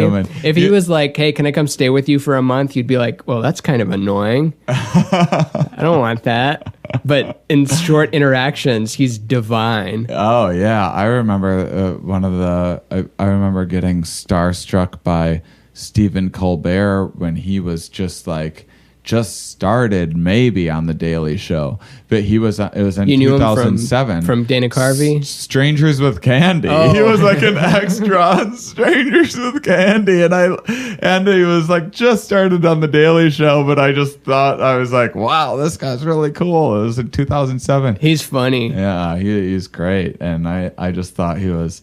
I mean, that show Strangers with Candy is so ridiculous. From Comedy Central in the late 90s, right? Yeah. back when I used to watch comedy. That's another thing. You've been inspiring me a little bit, because every time I talk to you, you're like, oh, I watched this special and this special. I was like, I should watch comedy. Yeah, it's so easy to get disconnected from it if you're in the biz and feel like you've seen it all, or you think that it's going to trigger jealousy because this person got this thing, but you forget that you're watching their best bits, and it's just there. It's like all you have to do is type, or not even type, you just press a button, and then Bill Burr will do comedy for you for an hour. Rachel Feinstein will do 30 minutes. Just those longer sets, even people you think you wouldn't like, just give it a shot. Do something else while you're doing it. Like I gave the Neil Brennan special first time I turned it on, then I turned it off. I'm like, oh, he's just reading one-liners off of his notes, and then he's just going to talk about relationships and regular stand-up, and he's full of himself, and this guy can go fuck himself. Who cares? And then just years later, maybe a couple years later, I heard him on, was it, I don't know, Marin or something, and I don't know, just as you go deeper into someone, you shed the not likingness of someone. You can't listen to someone talk honestly for an hour and still not like them, because you just see them as the human that they are. Like, oh, I didn't know you got your ass kicked nonstop and you had a violent alcoholic father, and that's why you're unable to show emotion, and that you felt like you were hiding behind Dave Chappelle. And like, I just was missing that whole layer of it. And it was truly just my own insecurity of like, he has a special and I'm not as rich as that guy. But then I gave that special a second shot, and I was like, this is really good. I really like this, and I like this guy. This is why I'm so happy that you continued to have me on after I shouted the N-word for 30 minutes straight at the beginning, and I hope that there's still listeners, because I think by this point people really got to know me and understand that I'm a human as well, and I have feelings, and I'm just I don't know any better, and I'm just a primate, and we're all just reacting to these laws of physics. I can't help what's coming out of my mouth. He couldn't help right it. Now. Right. Yeah, he only had the choice of that or like a million other words, and like, so what can you do? But even watching old, just go watch Patrice O'Neill, Elephant in the Room. It's just funny, even if you don't agree with some of his I don't know, points of view or something, or if he gets too far in the misogynistic realm. As a comic, he's just funny. Yeah, this great joke about like when a woman allows you to have unprotected sex. Oh, yeah. Oh, now we're both dead. Are you sure? It's getting closer. It's getting close. Yeah, the whole center around that is, I think he says that, and this is a controversial statement, I imagine, but he says that safe sex is a woman's responsibility, right, because like men are spending so much time trying to get in that they don't have the pull back muscle, whereas the female side of it is constant pushing back against all these dicks coming at you, I guess. right And and looking into that guy's life, it's clear why he had his more misogynistic outlook of things, because he went to jail for they had group sex or a train with this one girl who, one of the guys that was involved, it was consensual, and then one of the guys involved blackmailed her, saying like, well, if you don't like suck my dick now, then I'm going to tell everyone what you did, and was kind of coercing her to do other stuff after the fact. And then she went to the authorities about that guy, which then involved everyone involved. And so then he had to go to jail for, I forget how long. And he said he did all right, because he was like, I'm a big guy, I'm a funny guy, so I was all right for jail. But my friend, like, he couldn't take it. He wouldn't shower because of all of the stories he'd heard, and they threw buckets of piss on him, and he still wouldn't shower. And he said his friend was just ruined by jail. He just wasn't the same guy anymore. But yeah, that's all on history books now. And that man is dead now, so everything he's ever spoken, or anything that was spoken into a recording apparatus, is now available for you to go look and see what that human was, what his life was like, what his fears and hopes and things he thought funny were. And well, I hope that time that all those guys ran train on me doesn't come back to bite me. when I really hit the big time.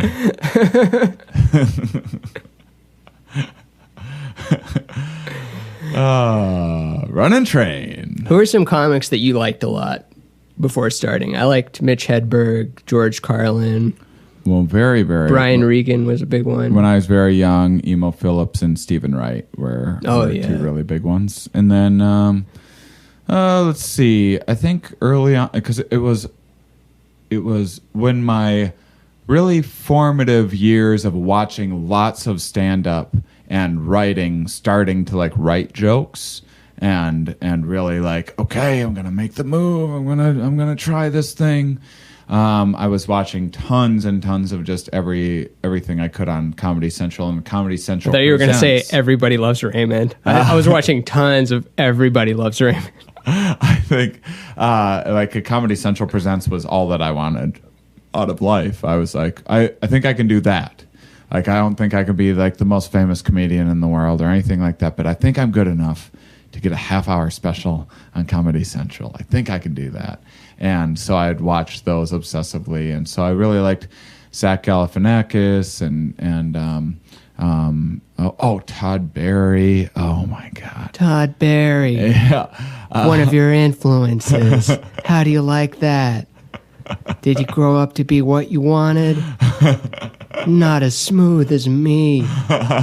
I'm still the best. And I'm not as much of a fan anymore, but why not? Todd Barry rules. You ever see and he's like always super nice. Like we don't know each other that well or whatever. But when I do happen to bump into him once every 3 years, he always knows who I am and is super nice to that's me cool. and everything.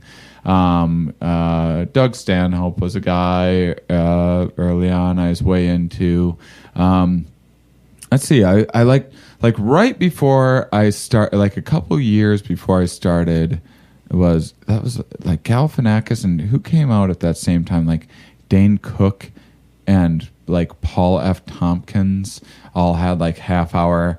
I know it's like blasphemy to say like Dane Cook. I've enjoyed Dane Cook. Yeah. He looks like Harvey Weinstein now a little bit. I saw him at the Comedy Store, and it was actually pretty enjoyable. Like, he had one of my favorite sets of the night. And I don't even remember. It was like a long story about a stalker, but he's been at it forever. Like, people think that he just took off because of that one special where he's wearing the tank top. But the way he describes it is he saw everyone wearing the same clothes and Chuck Taylors or something. He's like, I want it to be a different special, and I'm going to be animated, and they're just going to play it once or a couple of times, and I just want to do something crazy. And he's like, I didn't know they were going to play it every day for 2 years. Like, I wasn't expecting this giant thing to blow up. So, that's an interesting case too. Like very early on, and now I had like started by this time. Daniel Tosh. I saw Tosh's first album is so fucking phenomenal. It's one of the best comedy albums I've ever heard. I forget that he's still on the air. That Tosh.0 is still going on, right? I have no idea. I think I don't it watch is. Comedy Central anymore. I should. You don't watch The Opposition with Jordan Klepper? You're missing the Kleps. Oh, thank you for that. That was. And man, the world is changing. It's funny too. hearing Kyle.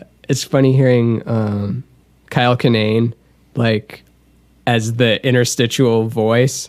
Like, up next on Comedy Central, we've got The Opposition with Jordan Klepper. Yeah, I'm not doing a good Kinane, but oh man, no, because his isn't strip club voice. He's got like the guttural thing in it, but it's all right. It's funny hearing. It's like that's him. He could. Yeah. There's so much more good than just announcing the next show thing. He's such underrated. A crazy business. He is, but he's also doing quite well for himself. He's doing really well now? He's also, I think so. And I mean, I'm sure he wouldn't think so, but I remember in 2007 when I caught all my breaks, he was at the same festival that I was at. And like you were number one back then. Yes, you were you won over Aspen. Like John Mulaney and like TJ Miller and like all these people that are like multimillionaires. Is TJ Miller doing okay? He was at the foot of a scandal, right? Yeah, I don't know enough about that, but yeah, I heard something like that. Mulaney's doing very well. Yeah. Oh yeah. He's probably filthy ass rich. Oh, I imagine. He texted me like 2 months ago, and I was like, oh. That was so nice. Oh, that's awesome. I was like, I didn't know that he would remember who I am, and he texted out of the blue to say thought I was funny or something like that. And oh, that's awesome. I was like, oh, that's nice. But I don't know if he remembers me, but he did remember me. He opened for me after this 2000. So, like we were at my first headlining gig ever. It was in fucking Rhode Island or something like that. And he'll remember you forever because you're part Mulaney of. featured for me. Yeah, he's going to remember you forever. Defeated him in this festival. And then he went on to do everything that any comic could ever want to do. Yeah. But he was, or who knows how much of that is luck, but he's also hardworking. And he went the traditional path of he's like inspiring writing to me because he is like such a workhorse. Some of those guys like that, like I feel like I can work hard, and I have like, especially like when I'm like kind of hypomanic or whatever, where I just naturally just crank out tons of material, and I'm doing tons of podcasting, getting a lot of things done, but it's like very effortless. And then when that wears off, I cannot like just get myself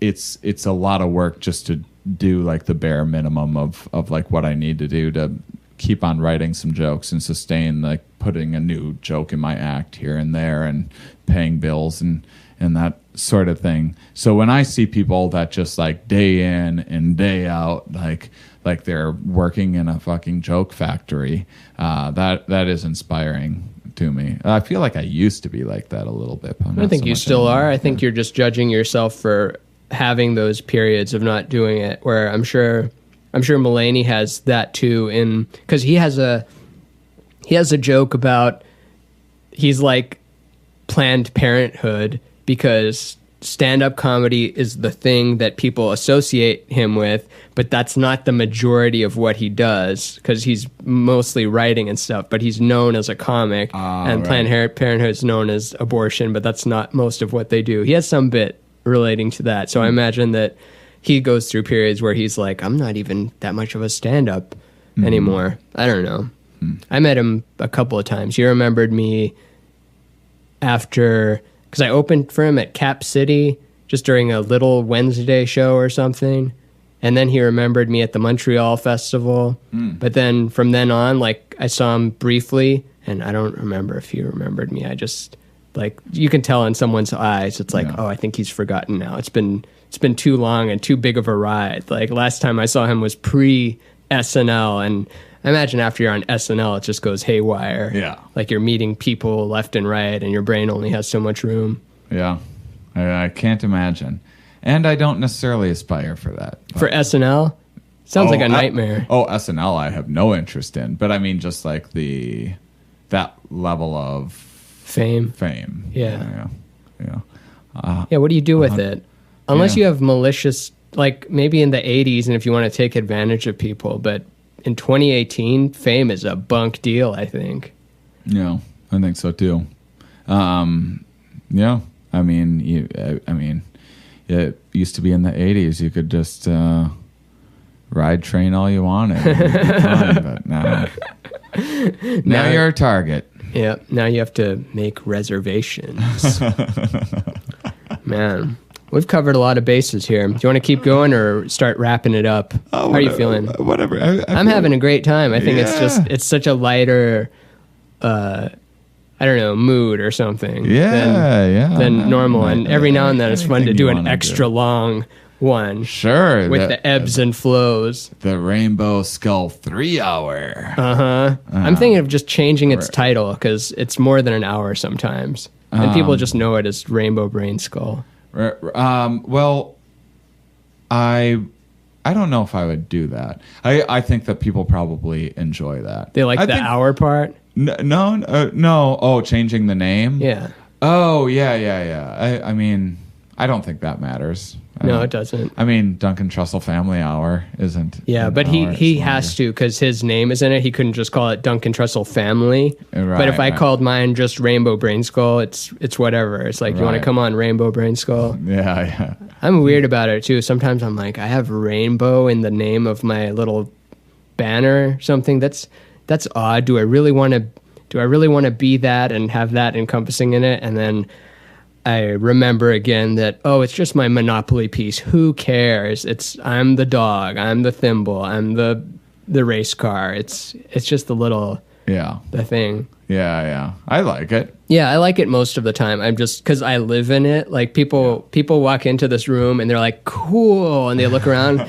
This becomes my prison sometimes because I associate it with, depending on what the month is, it's like, not enough money. Why aren't you making more money? How come you didn't finish this thing that's on your Post-it note board? How come this doesn't have the same effect of you? How come you haven't been practicing this instrument? Like, just, it's a beat yourself up echo chamber if I'm not careful. Yeah. How long do your bouts last where you're just...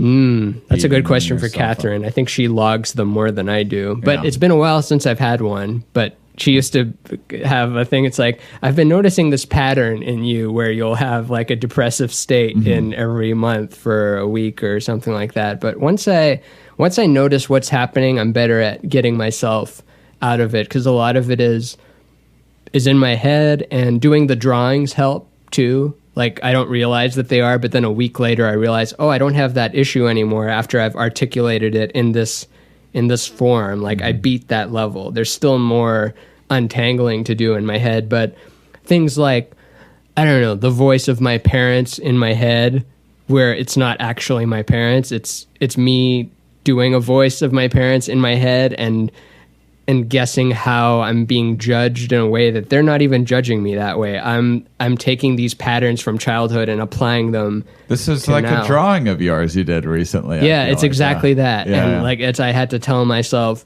that there's no, I guess the drawing is, you can't hear other people's voices in your head. You can only hear impersonations of them. So anytime you're feeling like the world hates me and my parents think this about me, no, they're not.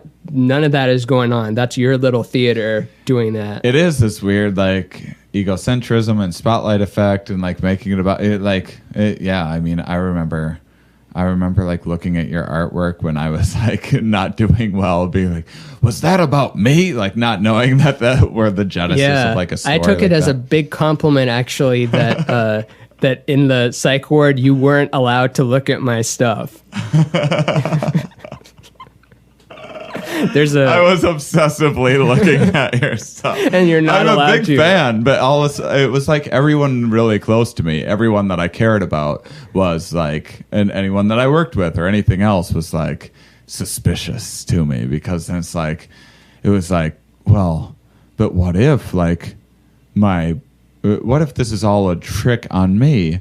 Then the people that I care about most are the biggest assholes, because they're the ones that have been perpetuating this lie for me for the longest amount of time. So it's this reverse, like, my brother, who's one of my favorite people in the entire world, is now like, what if this is his fucking idea? Fuck that guy. Like, what kind of a monster would make them be born to, like, make me love them so much and everything else and perpetuate this thing, all to flip the script, and this is all just this personal hell that I've been put into. And there was a little voice that was saying, this is ridiculous. Yeah. Absolutely. But the main voice was like, oh, no, it is a big... I would say the main voice was saying this is ridiculous. There was a little voice that was like, what if though? And and triggering this like fear and this panic. But what if? Like, I know intellectually there's not that many sharks in the ocean, and statistically speaking, like, if I go into this water, I'm not going to be eaten by a shark. But what if? And now I can't stop myself from picturing being eaten by a shark, and then people aren't even going to know what happened to me. You know, like, if I'm out at the beach by myself and I go for a swim, people will just think I disappeared, and it's just like perpetuating of a story of your deepest fear, because those, all of these emotional states are motivators and drivers, and fear can drive the fuck out of this meat vehicle Sure that we are stuck in. Not always the best driver on the road, but man, it can really hit the accelerator. And that's a lot of, especially like when it had been like, some time without really getting a decent night's sleep.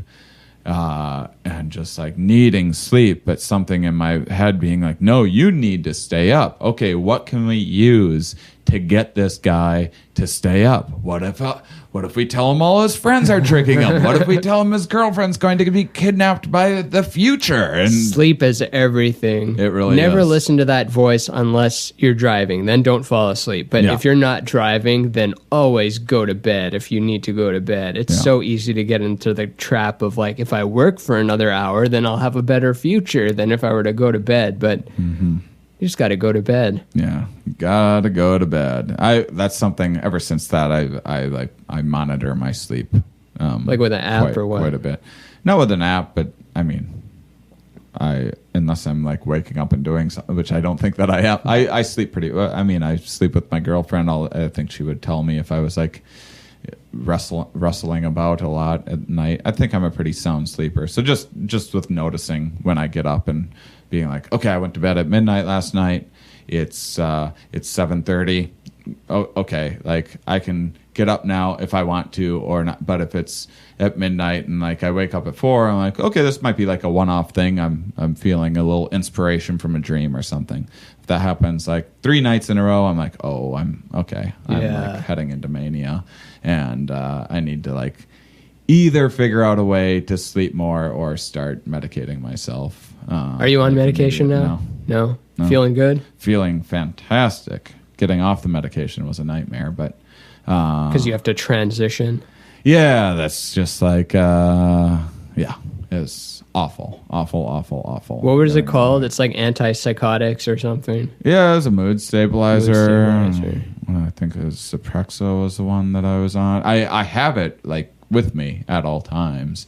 It definitely stabilizes you from that state, and then I mean, really, like people, the fear is that it turns you into a zombie or whatever. I'm not sure that it necessarily turned me into a zombie. I'm not sure that I still wasn't like kind of feeling kind of nice on it and being productive and whatnot. I did feel like my creativity took a little bit of a hit, but like, who cares if you're still functional in other ways as opposed to not being functional? Yeah, there's enough creation. Yeah, but ultimately, I'm happy to be off of them. If I'm not like about to lose my mind unexpectedly, but right now I feel like it's really weird now, because now when I'm like, I feel really good right now, I go, oh, wait a second.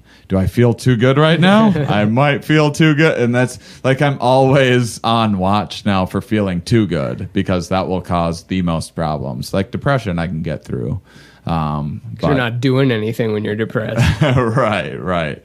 Mania, I can't be like sending cryptic text messages to everyone that I know and like shit like that. I just, having been through all that, are you glad that, I mean, aside from the fear of it returning, are you glad that you went through that experience of losing your mind, or do you wish you'd never lost your mind? I mean, I think like if my parents were listening, they'd be like, what do you mean you're glad you went through that, or something like that? And I mean, the main thing for me is that it was very hard for my lovely girlfriend, Kate, and it was really hard for my Midwest family that didn't know what the fuck was going on. Like most of my friends and stuff were like, if I called them and like had to like rant about time travel for a while, especially people in the psychedelic community, they'd be like, cool, time travel, neato, you know, like they would indulge me or whatever. But it was like my girlfriend still has like PTSD from it. It was for her. For me, I was the whole time I was like, I'm crazy right now, but I'm getting less crazy. Like I'll I'll eventually get sleep. I'll eventually be normal. It's just like I'm just tripping right now for the foreseeable future. and I'm sure like in 5 days I won't be tripping anymore, and I'll be kind of back to normal. And some of the experiences were absolutely amazing. Some of the ideas were lots of fun and interesting and gave me a lot to think about.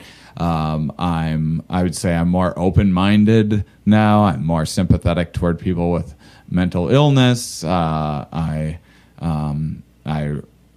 think that we need to change the way that like psychiatric units and stuff work. I think they're horrifying.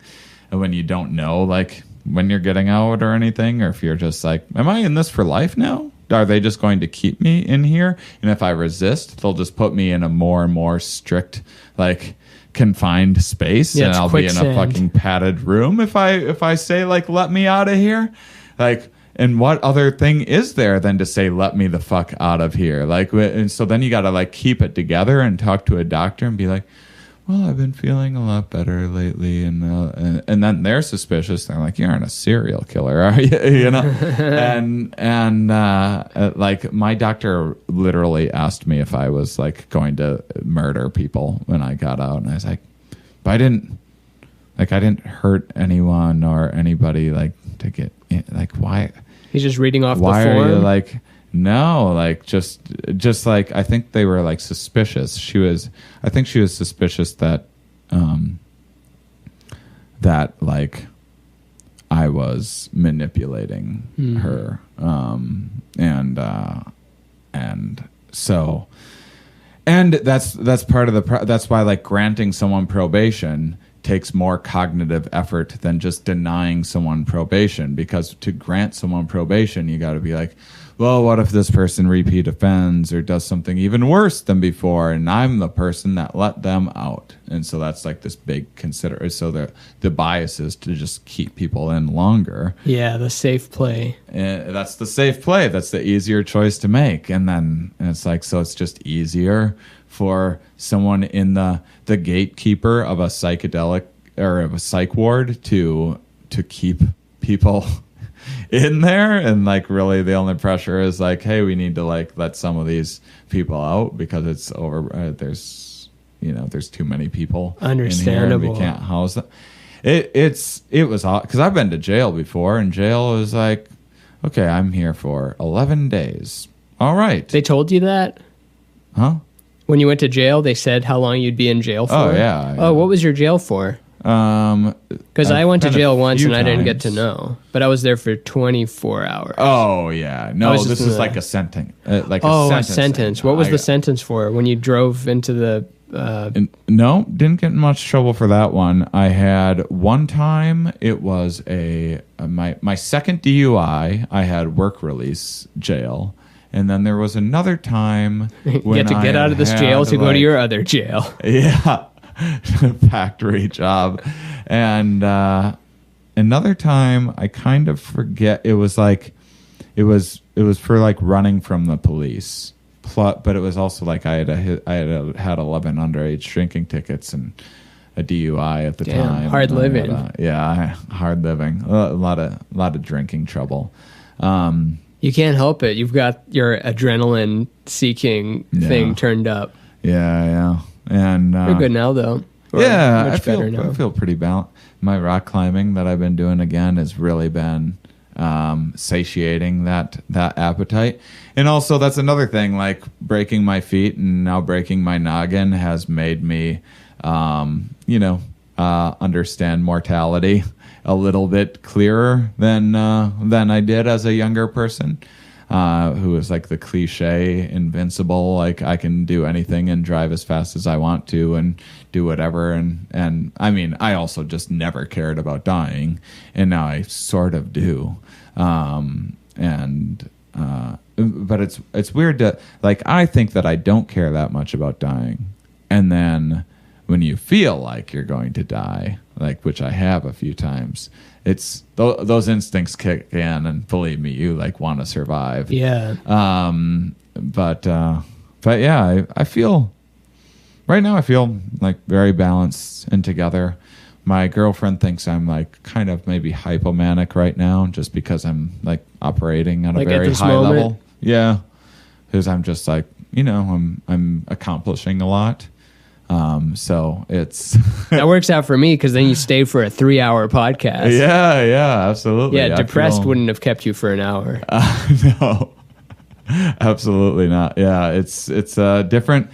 These are all motivators, and I think that depression is an equally valid motivator, and I also think that depression can be very unhealthy and very irrational, and you can indulge in it and romanticize it too much. But I think that about every single emotional How is state. it a motivator? I think that it motivates you to sit back and think a little more about your choices in life. I think that it's a type of timeout. motivation. Yeah, I think it's a timeout to make sure that you're doing the right strategy. I mean, I get depressed after great things. I was horribly depressed after my Comedy Central presents The Greatest Dream That I Ever Had, and I got to the top of what I realized was Mount Nowhere. And at the top was this very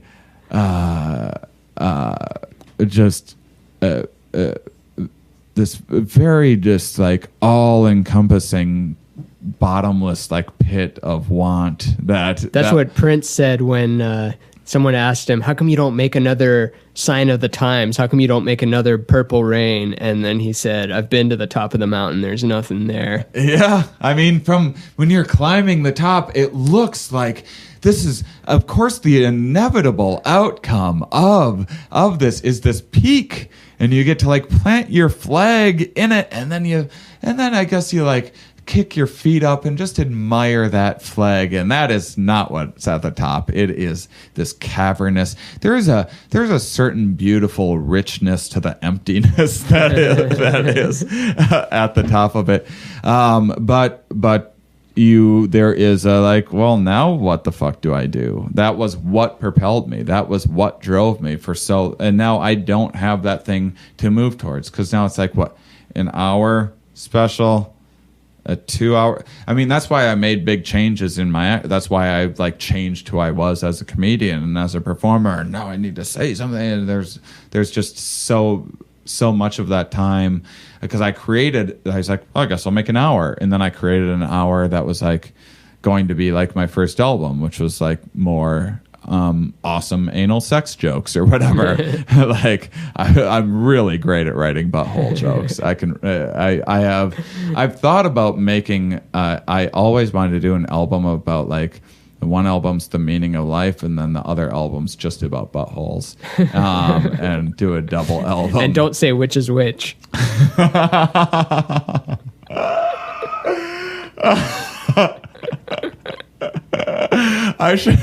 That would be a hilarious thing to say at the end of the second album, where I've just got done talking about buttholes for an hour, and then I go like, so what I did was I did an hour about the meaning of life and an hour about buttholes, and I'm not telling you which was which. That's a hilarious and very true, and that's actually kind of how I feel about it. You just articulated my feeling towards life very well. So I've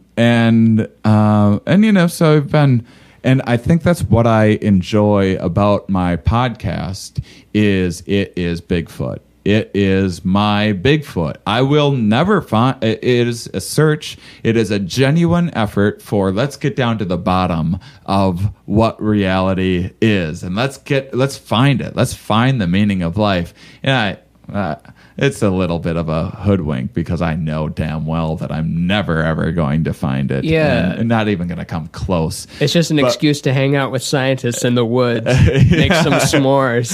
Exactly. You're not finding the meaning anywhere. Yeah. You made those footprints. Yeah. Exactly. Exactly. But it keeps me going, and it keeps me active, and I like doing it, and it's more of a practice, it's more of this reoccurring. I'm not going to have, I might not do the podcast forever. I might end it at some point, but there's never going to be an episode where I'm like, and and done. Like, I did the podcast of all podcasts. You know, that's never going to happen. That's not even a thing that I'm attempting or trying to pursue. And so it's more of a exercise, or more of a hobby, or more of like a sustainable, like rock climbing or something like that. Yeah. That I can go each day and enjoy it, and know full well when I do a V3, or now I do like a V4, and now I can do all of the V4s on this mountain. What are those? That's a rating system for, it's just like 1 through, So V5 is like Black Diamond.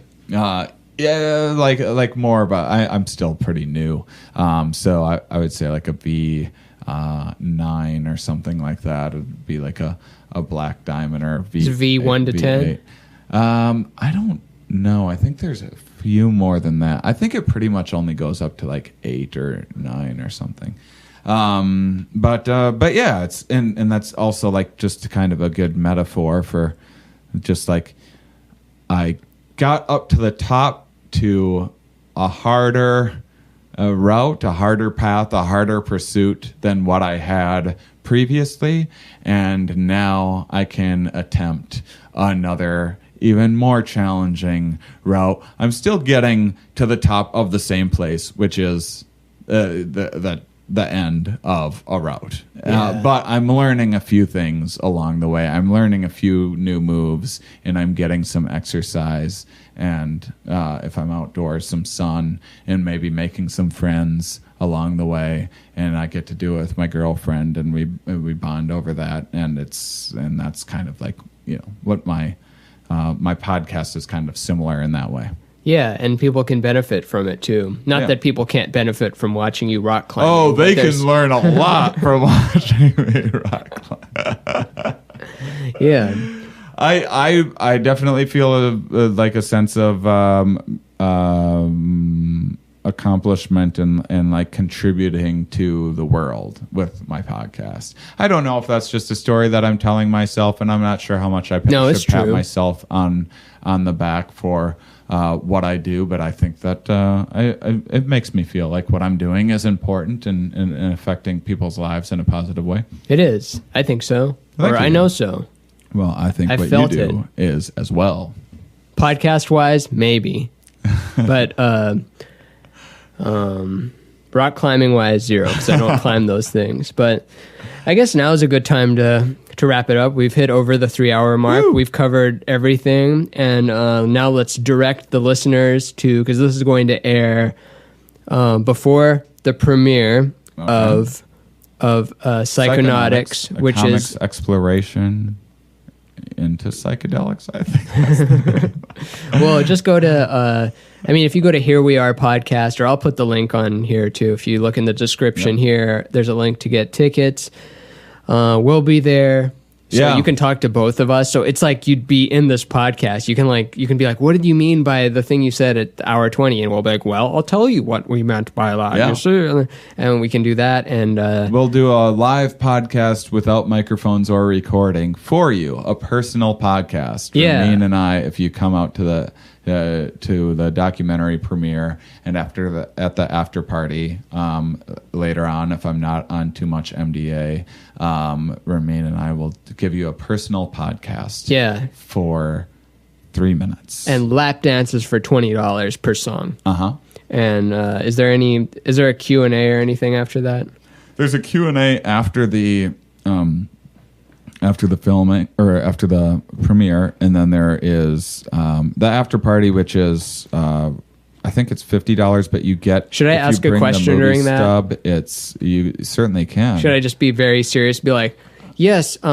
Why does your butt stink? Yeah, you should be like, not crack a smile. Or you could be like, hey, who was that handsome guy at the beginning of the film, and why did you only show him for 30 seconds? It was your only person of color in the whole film. Is that me? Am I the only person of color? I think so. Oh, that's funny. So yeah, I get to put that as a thing. I can be like, the problem with psychonautics, a whole documentary about it.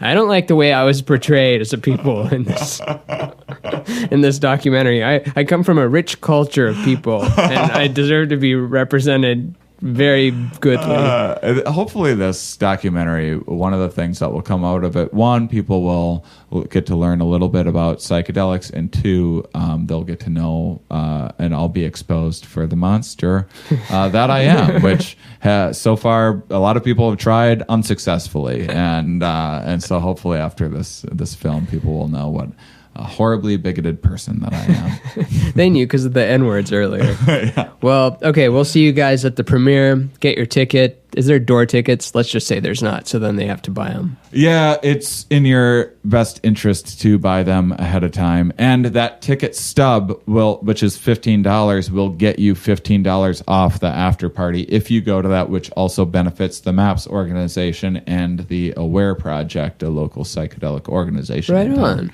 So if you're in LA and you're into psychedelics, this is not just a way to like catch a cool documentary about psychedelics. It's also a way to get to know people in the community and do all sorts of other. I mean, it's going to be an awesome night. Yeah, think of how lonely and isolated you are. You got to get out there and make friends, listener. It is true. We'll be your friend. Yeah. For that night only, if you show us the ticket stub. Yeah, and don't be like too weird about it. But we'll be your friend for like at least 4 minutes. Yeah, and 2 minutes each. And then 2 minutes each. And then if you're really cool, like Ramin and I will each vote on whether we're going to give you another 2 minutes. Yeah. And that vote is no. And that vote is definitely no. Yeah. All right, let's wrap this up. Yeah. Yeah, that's it. Just click on the link. And I never like to end these things. You know, I'm not good at starting them, and I'm not good at ending them. My podcast, every time, I'm awful. Oh well, I gotta bite the ending line from you. And for those of you that listen to the very end, you are our most favorite. Yes, you are. All right, and end.